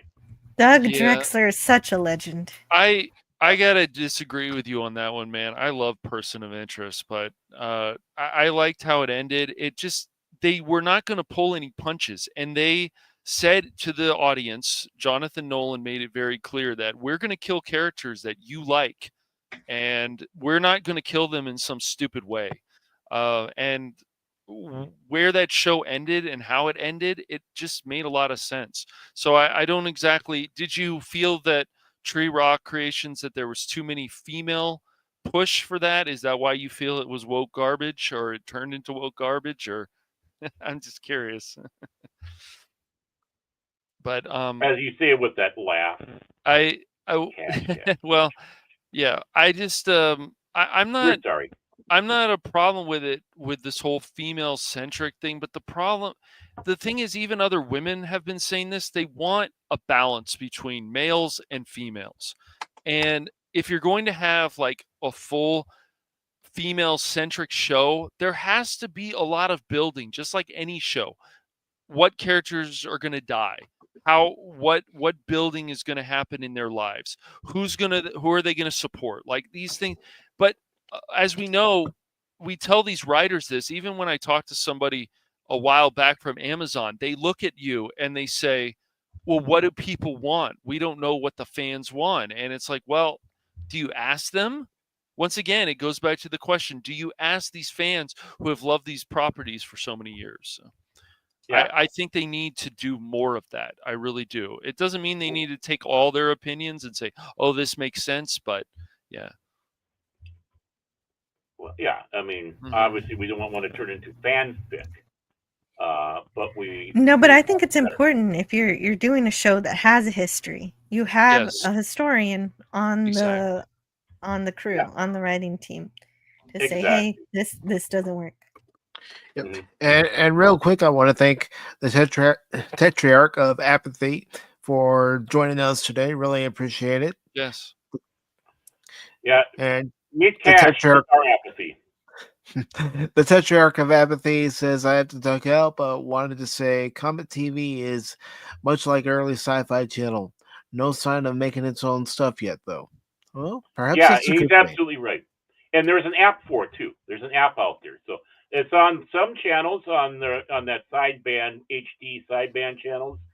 But it's also an app you can get and watch. So look for it there. But yeah, that is like what the Sci-Fi Channel was when it first came out. You're gonna get Godzilla movies on there, X-Files. They had Babylon 5. I think even Farscape's been on there. So yeah, give it a try, people. Yeah, I mean, maybe some of them were. It's been so long since I've watched that show, but I liked where a lot of the characters were going in that show, and that show was not afraid to kill characters in not a stupid way, like not a edgy way, like, hey, we killed this main character, ha ha ha, isn't that cool? Like, I didn't feel that, but there was probably some characters that were sidelined in their Tree Rock creations. Yeah. And DJ Play Nice says, I'm now subbed to your channel. I'll catch you on down the road. All y'all be safe, have fun, take care of your crew, and rock. Well, thank you very much, DJ Play Nice. Welcome to the Pacific414 family. Glad to have you here. Yes, DJ Play Nice is wonderful, and you can catch him on some of my shore leave shows or my membership streams. He's wonderful and intelligent. And that's another thing I wanted to ask you about, Jill, is, you know, building your community, or as I like to call it, your family for your channel. How's that experience been? Well, it's been great. As I said, I came into it with a pre-built family, and I know I started with Clobby and Cardinal Sin, but if you want to take it all the way back, it really begins with Doomcock and communicating with the fans there on his channel in his chat. And if you look at it, my channel, it's basically a subset of his chats, and Clobber Times and Cardinal Sin. So these friends, we've known each other for over 4 years now. At least I've known them for 4 years. And you see the same names popping up in the chats, and so it's so good to communicate with others, even on just the text-based level. I really enjoy what got me into YouTube was enjoying typing to other people, and that expanded out into actually being able to communicate verbally. And it's only gotten better and better since. And so one of the things I do on my channel is I do try to help out other creators and share their links, share what their channel is about. And so that's a big part of what makes the conversations more interesting. You can sit there and talk about your opinion about something that might be interesting for 8 minutes or so, but if you get in touch with other fans and creators, then things are not quite so one-sided. and hopefully maybe you'll even get into an argument, and sometimes those are the greatest, as long as nobody starts yelling at each other. Yeah, healthy arguments are good. Yes, they are. I try to gently call them debates, but yeah, they're arguments. As long as you don't go full McCoy on somebody. Why, you green-blooded. Why, you green-blooded hobgoblin. The one from Star Trek 3, I'm sorry, is still one of the best. Why, that green-blooded son of a bitch. It's his revenge for all the arguments he lost. You know, it fit. Yeah, but I like when Kirk says, "How many fingers am I holding up?" And he does Very the funny. Vulcan. Yeah, he does the Vulcan salute. Yeah, there's some good lines in that movie. A lot of people want to kind of dismiss Star Trek 3, but it's a good movie, man. I don't care what anybody says. It's a good film. Me neither. I love that movie. It's important. It brought us back Spock. Why do people not like it? No, but we lost the Enterprise. That was a sad thing. Yes, that makes sense. Yeah, that was sad. But it was, yeah, but I don't think it was about that. I don't know. Some people just don't really get the vibe. It's like, yeah, okay, it's there. It's like the middle part of a trilogy, Star Trek 2, 3, 4. But no, it's there because it has to be, which kind of true. I mean, Kirk staring up into the sky saying, "Bones, what have I done?" And then Bones saying, "What you had to do, what you always do, turn death into a fighting chance to live." Mm-hmm. Great line. Yes. Mm-hmm. And the scene between Sarek and Kirk with the mind meld, it's like, oh wow, gut-wrenching. Now Kirk's reliving it, and now Sarek is living it, watching his own son die. Mm-hmm. From the view of Kirk. Mm-hmm. Yeah, he's seen the videos, but now he's getting that fresh perspective, you might say. And that's another thing that you bring, Jill, is that fresh perspective. Regardless of what you're talking about, you bring that perspective that hopefully, again, like I said before, will make somebody say, "I'm going to tune into this movie. I'm going to tune into this." That TV has show. happened. People have told me that changes their perspective on what to watch. I don't. Unfortunately, For All Mankind doesn't get as much views as my other shows, but I have had people tell me that they binge watched the entire thing because of my podcast about it, and the same thing for other movies and things. And so that's always great to hear. For All Mankind, Oh, sorry. Yeah, go ahead. That's an Apple Plus series, right? That's Yes, right. it And so is. it's Okay. difficult for some people to watch, and I realize Right. how that's prohibitive, and that's probably the reason for the lower viewership. Yeah, that's what I was, for both the show and when you have cast about. I would think people would be interested in turning in because they don't necessarily see it, but they want to hear what it's about or what's going on. The curiosity killing the cat. There are a few people, yeah, there are a few people in my chat who are just like that. Who don't mind me spoiling the show for them. But then there are other people who are like, I would be here, but I actually do want to watch this sometime. It's that eternal thing that's on your list and you never get around to it, and so they don't want Yeah, it spoiled. too many streaming services. There's Yeah, too many. There really is, yeah. And so once many again, shows. they need to keep up with more of the newer content, because if not, it's like, well, I'm just buying this or having some package thing with Spectrum or whatever to say, okay, well, at least I can watch a lot of this old content. And then even Disney Plus will take some things off of there that they shouldn't. It's just, it's Like always Phil McCracken's something. Wild Adventure. Yeah, right. Well, I forget who put it in the chat, but I copied it down. Somebody said the last intelligent sci-fi series most recently is something called Forever from 2014, which I have never in my life even heard of. So I'm glad that somebody out there is keeping up with some certain shows that I haven't seen Yeah. yet, and I want to check that out now, just from chat. Is that a show or a movie? I never heard of it either. I think it's a TV show. If whoever put it in the chat speaks up, let us know who mentioned that, because I just copied down the name of the show and not the person who recommended it. Speak up or forever hold your peace. No, don't. You can have your peace. Just kidding. But right. We're not Rachel Zegler. We're not going to take your piece. I don't know if we will. Tree Rock Creations. It's just even like shows like The Penguin and other stuff that's either on streaming or just on HBO or whatever. So you need premium channels from your service provider. I don't know. And if you're going to have only 9 episodes of a show, 8 episodes, those should be some of the best episodes ever made for any show. I mean, because there's just that little. So yeah. Well, and that's just it. I'm not. Or they should strive for that. They should strive for that. Yeah. I can't see. Well, they should always do that. Be it 8, 22, 26, yes. doesn't matter. 14.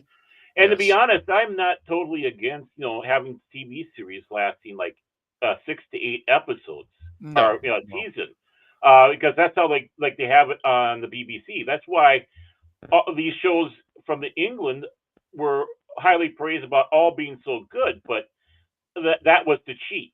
They didn't have to stretch the shows out.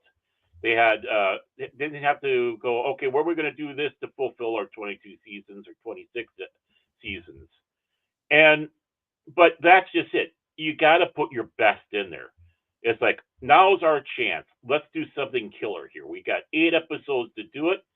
And what can we do? We want to walk away with having too many ideas. That way we got something to move on to for season 2. What we don't hit on here, we can do next season. Mm-hmm. But we're not even getting that. Yeah.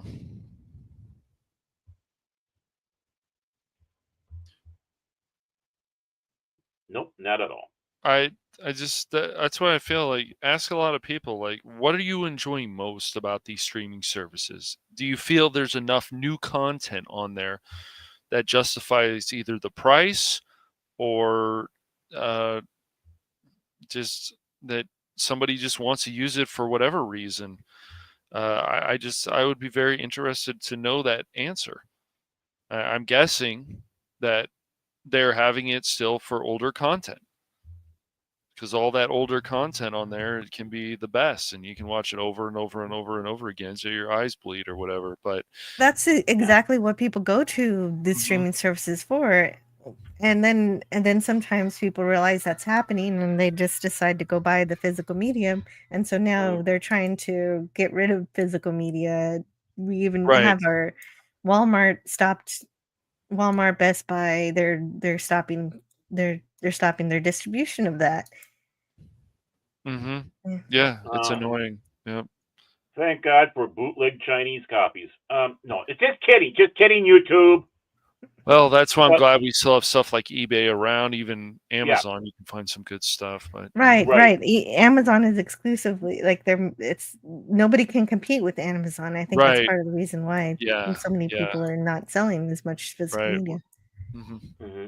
Well, yeah, exactly. They're wanting to go with a false narrative trend by not having physical media, when in reality we want to be able to sit down and know it's there. We want to know it's not going to be touched and re-edited by the streaming service because they found something somebody said offensive, but it was supposed to be that way.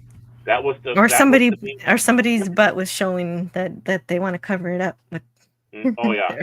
that Disney movie. Oh yeah. It's like, come on, people, come on.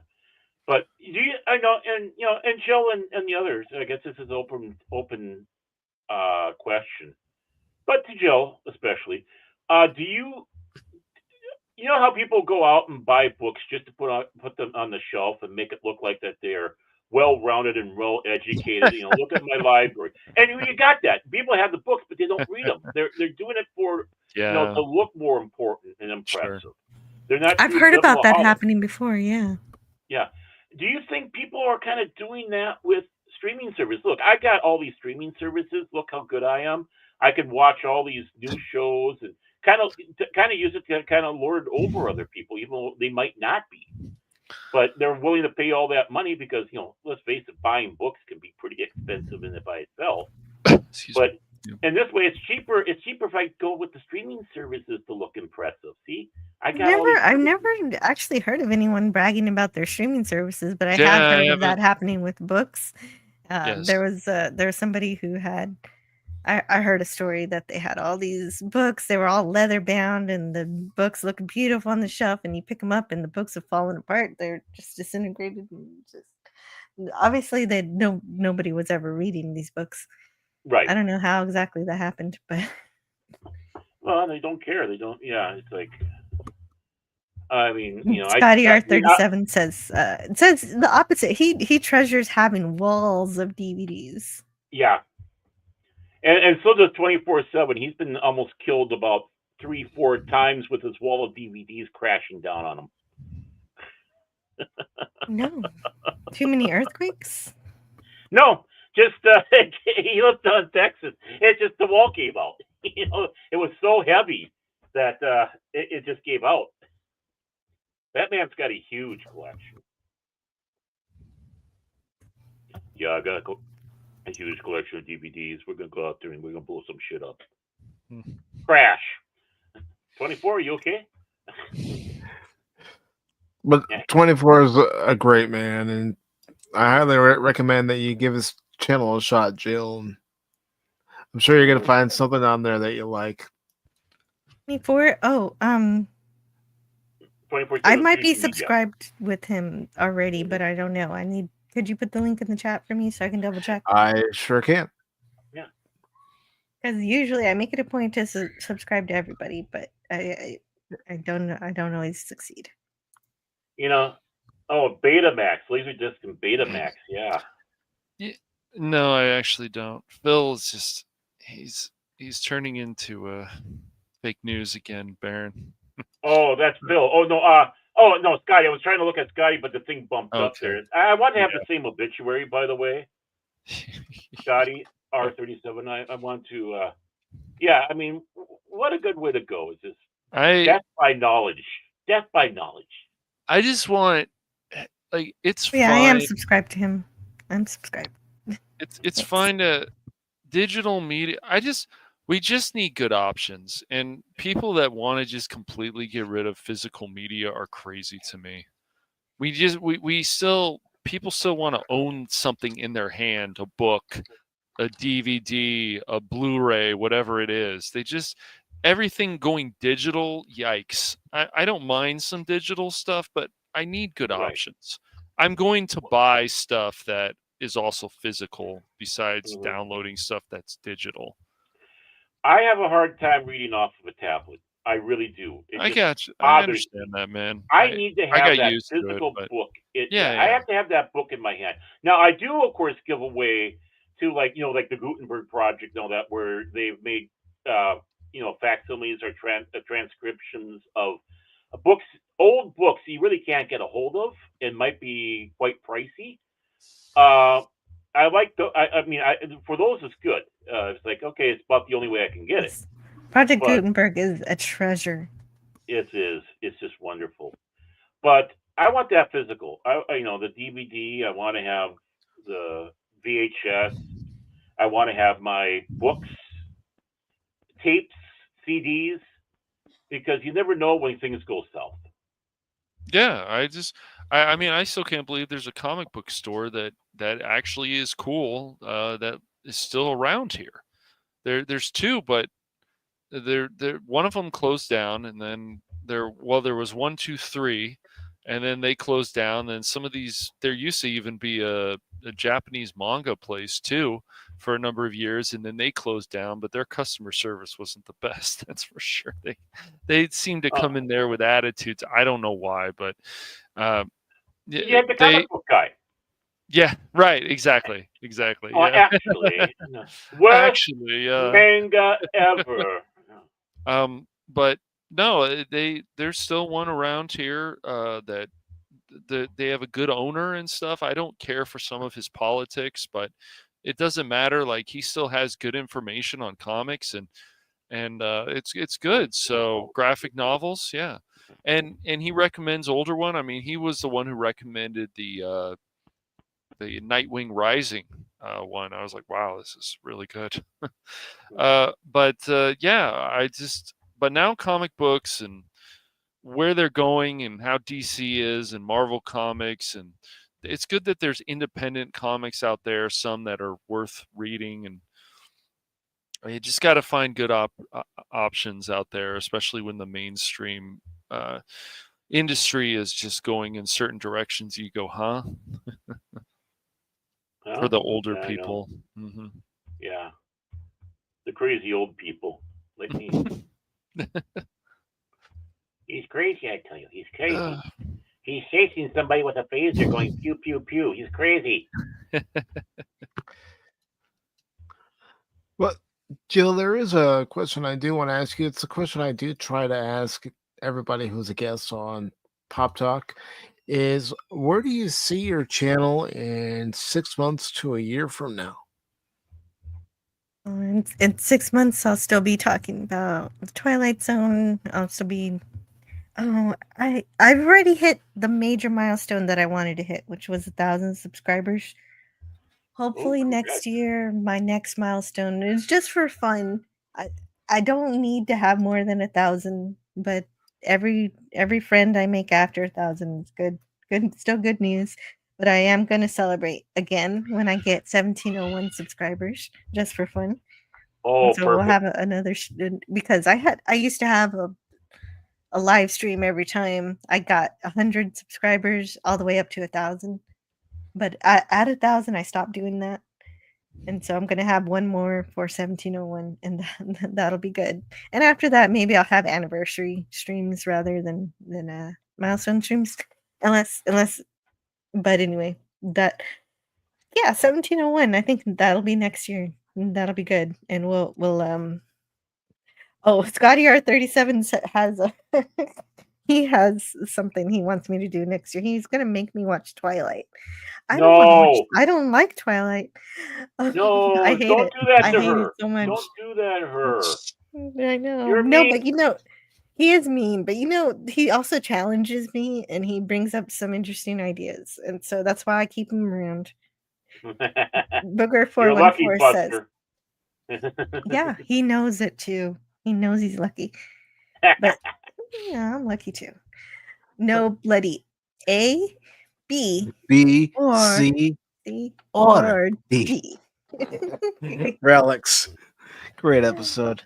Yeah, Right. it is great to see Scotty one more time. Well, he came back for Generations, but it's still great to see Scotty anytime. Yeah, and poor Franklin. Yes. That's why he says he was only 50% successful. Mm-hmm. And hello to Booger 414. Booger. Booger 414. Okay. I'm sorry. Hi. That's why I'm laughing, because I'm Pacific 414. He's Booger 414. I'm sorry. I'm gonna hold That's myself. okay. He's another friend from my channel. I'm glad he's here. No, just say no to glittery vampires. That's right, Booger 414. They're the worst. Why vampires should never glitter? Come on, sparkle, whatever. It's ridiculous. I hate how anemic they made vampires. Pun. There's a joke in there. But no, it's like, yeah, I mean, let's just get back to basics with vampires. Enough of zombies too. Yeah, there's only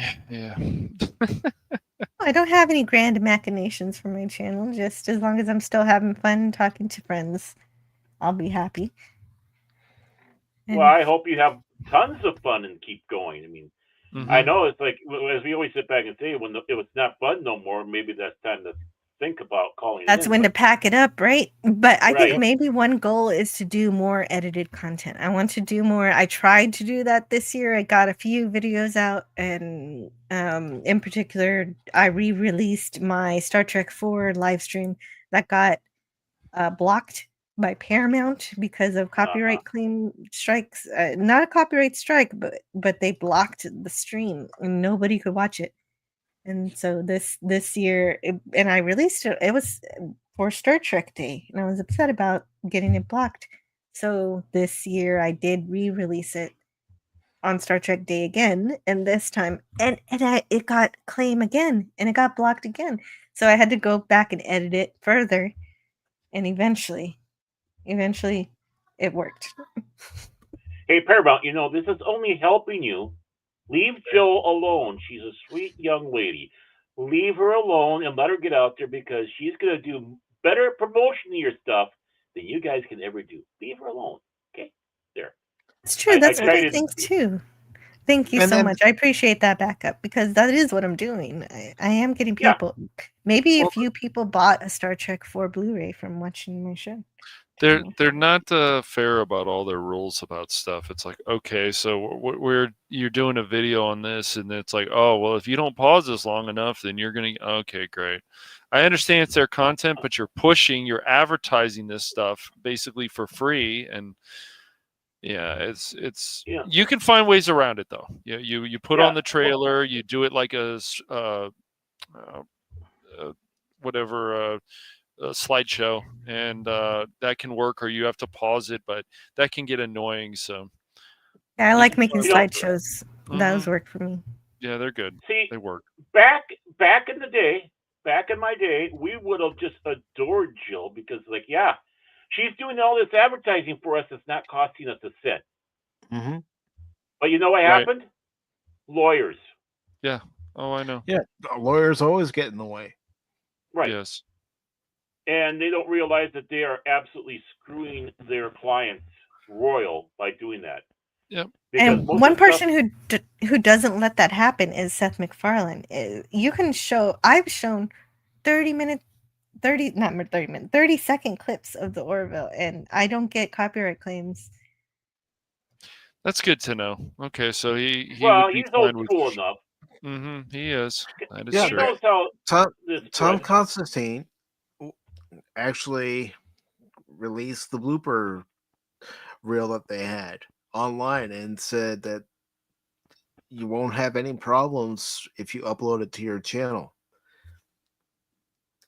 Yeah, that's right. And so when I heard that, I had a live stream where I looked at those bloopers. That's one of my first Friday Pomeek Tea Times, was looking at that blooper reel. Mm-hmm. That was so kind of him, and so good of the Orville to care about their fans that much. Yeah. Well, again, Seth MacFarlane knew how Star Trek and other stuff survived. Yes. It was through that. It's through fans sharing videos. What the 80s came about. we were getting we knew some people were getting the down that had knew the satellite that the downloads were coming, so we were getting them a week ahead. We'd gather around and have a week ahead party for Star Trek, and it kind of got hard. We started talking about that next week episode. It's like, when did that happen, man? Oh, you'll have to wait. It's coming, but it'll be there. But that's what kept it going, and they knew it. Just like the fan writing, fan letter writing. That's why they're stupid, and thank God Seth MacFarlane is at least smart enough for that. Mm-hmm. Definitely. But you guys, I've been tasked with helping my sister with something, and so I've got to head out. But y'all can continue if you like, and obviously it's your show. But I do have to keep going. Well, Jill, first and foremost, I want to thank you for taking time out of your Sunday to join us. It was a pleasure talking with you about your channel, of course, about Star Trek. And, it's fans like you that do keep these properties alive. Agreed. For the reason they were created, to keep us entertained. Yeah. Yeah, absolutely. And that's the goal. We love fans like you. You are a true, real fan that has that passion. We need more people like you, and thank you for all the work that you are doing. Yes, and I want to have that hope for Star Trek that it'll get better someday, even though things look grim. But we'll see what happens with this whole shakeup of the economics. Hopefully, that does something good. Yep, it might. Mm-hmm. But that's one thing that Star Trek taught us also: hope. But if there is anything, and if there is anything you'd like to promote for yourself or for another channel, please do so. Oh, right. And one of the things I didn't mention that I also do on my streams, I do my reviews and TV and movie reviews, but I also, like I mentioned, I have free talk shows. Last night I had a live stream where we just talked about whatever we liked. I prepared probably 30 links to explore, and I didn't have to touch one of them because the organic conversation that happened during that stream carried the entire show. Mm-hmm. Much like we're doing here. And so, but also sometimes I also play video games. I played Dreamfall, Longest Journey. That's one of my favorites, which a lot of people don't know too much about. And then I played and that's how I started my gaming stream. I played a little bit of Ocarina of Time, Zelda, and right now I haven't played Leisure Suit Larry. Classic. That's funny. But now I'm playing Fallout, the original, the one that has the time limit. You got to get the water chip within a certain amount of time. So I'm afraid I'm gonna lose. So you'll tune get into my used to it channel to see if you're willing to put the time in. So I'm sure she is. She's a trooper. Not and like so you, on Kat. Tuesdays, continuing. I will do my best, but Tuesdays I'm continuing For All Mankind. Actually, next Friday I'm not sure what I'm gonna do. I forget. Oh right, I have a friend, Kat, from the Phantasmagorium channel, and she's gonna pick a movie for me, and I still haven't asked her what it is. So I'm gonna work on that. Something on Friday. Phantasm and Fangoria. I take it Fangoria in the sense of the magazine. And I just have one last thing to tell you before you go, is that on December 18th, which is a Wednesday at 6 p.m. Eastern, I'm having a 2024 wrap-up edition of Pop Talk where I invite past guests of Pop Talk from this year and last year to be on the show if they want to, and just discuss some of the highlights, some of the lowlights of this past year, and other things from this past year that bring a smile to your face. And I want to let you know that you have an open invitation to that. And I'm also going to add you to the Pop Talk group over on X. That's incredible honor. Thank you for inviting me to that. And that should be fun. If I have time on Wednesday that week, I'll try and stop by. Yeah. Right. Yeah, you know what it's going to be when it comes to Mike with the low points. He's just going to say Baron. And that's it. Well, It's there's always Baron. there there's a lot more low points, so that's gonna be a lot easier to come up with. So the trial is gonna be, what are we happy about? What makes us happy? And that and I hope your guests, I'll do my best to see what I can come up with for that. Oh, All right.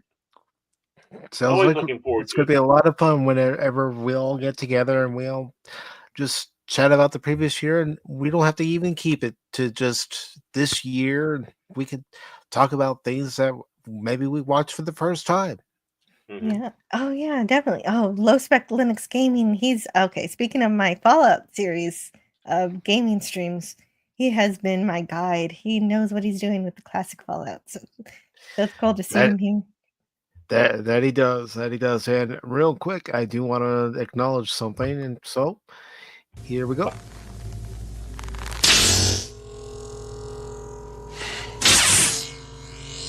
You have the ring. And I see your Schwartz is as big as mine. Now let's see how well you handle it. That's right, Eugene Bird with 1999 super sticker. Really appreciate that, Eugene Bird. Really appreciate all of you tuning in to this edition of Pacific414 Pop Talk with our lovely guest, Antiderivative Jill. Yes, and just one more thing. I just want to thank Scotty R37 for hanging out in the chat. He's a great co-host. He really brings light and humor and fun to my streams, and we talk about a lot of great stuff. Yeah. I just by his chats in his chats that he has, he looks like he's a fun guy. And I don't mean mushroom. I mean a fun person. There we go. I've been on one stream with Scotty, and that was actually on Tim's Talk. Oh, that okay. was a few years ago when he was celebrating 600 subscribers. Wow, that was a while back. Yeah. Nice. A long time. You're better at you better at remembering who's been on what, how, and why, Mike. I wish you had your brain. Are you sure? You know I what don't know. Occupies the other part of my brain during the baseball season, Baron. Cubs. The Cubs. Yeah. But I also wanted to step back and thank AntiderivativeJill, because I know we've done some stuff. I've been on some shows, with Dolphin TV, and a few things like that. I just want to thank you for being. Speaking of which, he's a great friend too. He's also been part of my channel, Raymond King Dolphin TV, fellow Doom Cockwrench. But also, we also both have channels, and he has one, and he's streaming. He streams his weekend shows and his Wednesday shows, and he's a good friend. So that's good. Good. Yeah, I need to. I'm glad you pointed him out. Yep. I need to sneak through the bathroom window and get on a show again here. I've been neglecting for that. Sure. Actually, has Pacific414 been on, or have y'all been on his show? I think I'm the only one. I think I'm you're the only one. Raymond. Yeah. Yeah, you guys would be welcome there, I'm sure. And he would like to do. He likes to showcase channels. He likes to do interviews, also, just like this one, on his show. Well, I've even spoken to Baron, because Baron, having been on his channel, saying I wouldn't mind having Raymond and Sandra on as guests on Pop Talk sometime in the future. My problem is actually sending the message, and sometimes I procrastinate on that. Well, I'll send it. I got a link to him. I know people. I know people. I know people. I appreciate that, Baron, but it's also a thing where I gotta kick my keister into gear and actually do it. You eventually got around to me, so they'll have their time too. Well, yeah. They give Cash and I though an excuse to kick his keister, and we love getting that permission. But yeah, Jill, it's great. I've been seeing you around some of the other X groups, or Twix groups, as I like to call it, and I was like, so I'm glad we finally get to talk. I'm glad you got to join us. Right on, yes. I enjoyed talking to you. And I want to thank you for being such a positive, positive person out there. Personable. Yes. You're doing everything right out there, and I hope this never becomes a task to you. I hope it comes natural that you continue to loving it. I hope I'm doing it we right. need- If there's anything I can do to improve, I want to hear that too. Have me on your show. There, I bring on the ladies Well, up there here. you go. Yeah, No, yeah. I'm kidding. I'm kidding. Freaking Baron. Trying to invite himself again. I am. Well, you know, that, you It heard could what work. Bax called. Yeah, it could. Well, there we go. Yeah. You know what Flattery Bax gets calls you me? everywhere. He calls me a streaming whore because I keep on trying to offer myself up. That's what Bax calls me. So. Oh, then yeah, that'll work. But before we all go, I'm sure Baron and Cash would like to promote what's coming up on Baron Orman Tagge's Fandom Legacy and the Phantom Hooligans, respectively. Okay, I'll go because he's being quiet Go over ahead, there. Baron. You're such a pain in the ass. Okay, we're talking here with the good Baron, and the Baron has got what he has got coming up. Well, on Thursdays between 6 and 6:30 Central Standard Time on another channel, believe it or not, this channel far away in the land of Norway is called Jace Fox's 540 Studio. That's right, 540 Studio. He has a show called The Beyond. Jace Fox is the host. As well, we have Prismatics, we have Cash Monet 007. You might have heard of him. Myself, Kilton Cajun. Hopefully, we'll be seeing Whoopa Troopa and Hoshi. And again, that's 6:30 on Thursday, 6 to 6:30 Central Standard Time. The Beyond on Jace Fox's 540 Studio. Monday on my channel, Baron Orman Tagge's Fandom Legacy. In this case, Fandom Gaming. Will be the next episode of Contraband Police. I keep on wanting to say Border Patrol. Never mind. And of course, see how I do in this great socialist republic, comrades. Would I be able to keep the smugglers out there? Will we have problem? Well, find out at 5 o'clock Central Standard Time on the Good, Bad, and Omen Tag. Fandom Legacy. Da. And I'll just continue on with this one here. Rumble only because Cash and I are snobs and we want to be elitists. So you can catch us on Rumble exclusive series, Cranky Old Fans. And that is at 8 o'clock Pacific Standard Time, 10 o'clock Central Standard Time on Cash Money Madness on Rumble. Who knows what we'll be talking about? We don't know exactly yet. We have to knock our heads together and figure that out. But please tune in over there, and you can hear us talk about a couple topics, and hopefully we won't drive you away with our insanity. And with that, I'm going to go back to you, Mike.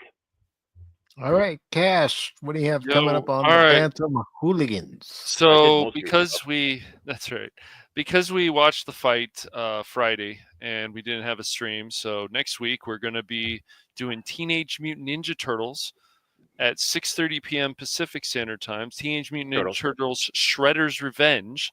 And Baron, have you played a little bit of the game yet? I got it downloaded and was farting around a little bit. It's like, oh, this looks interesting. So I got great. Okay. See if I can get my finger working, get my finger game in.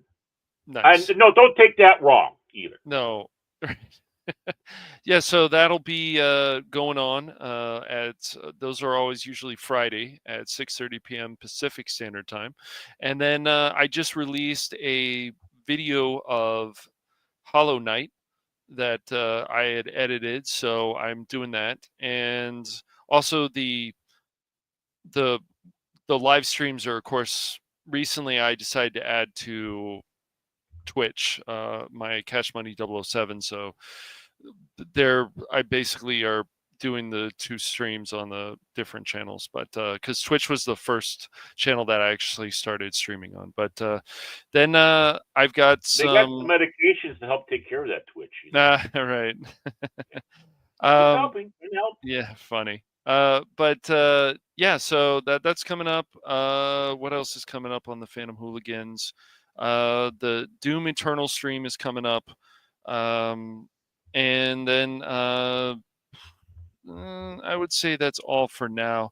I'm going to wait a little bit longer to do the third part of Another Crab's Treasure, but because I've been having fun with that. But yeah, so there's some cool stuff coming up, and I'm just still working on videos and editing and getting better at editing. So I've been enjoying that. But yeah, Hollow Knight Part 1 that just was released yesterday. So good stuff on the And fandom. Pat Wannabe has a question.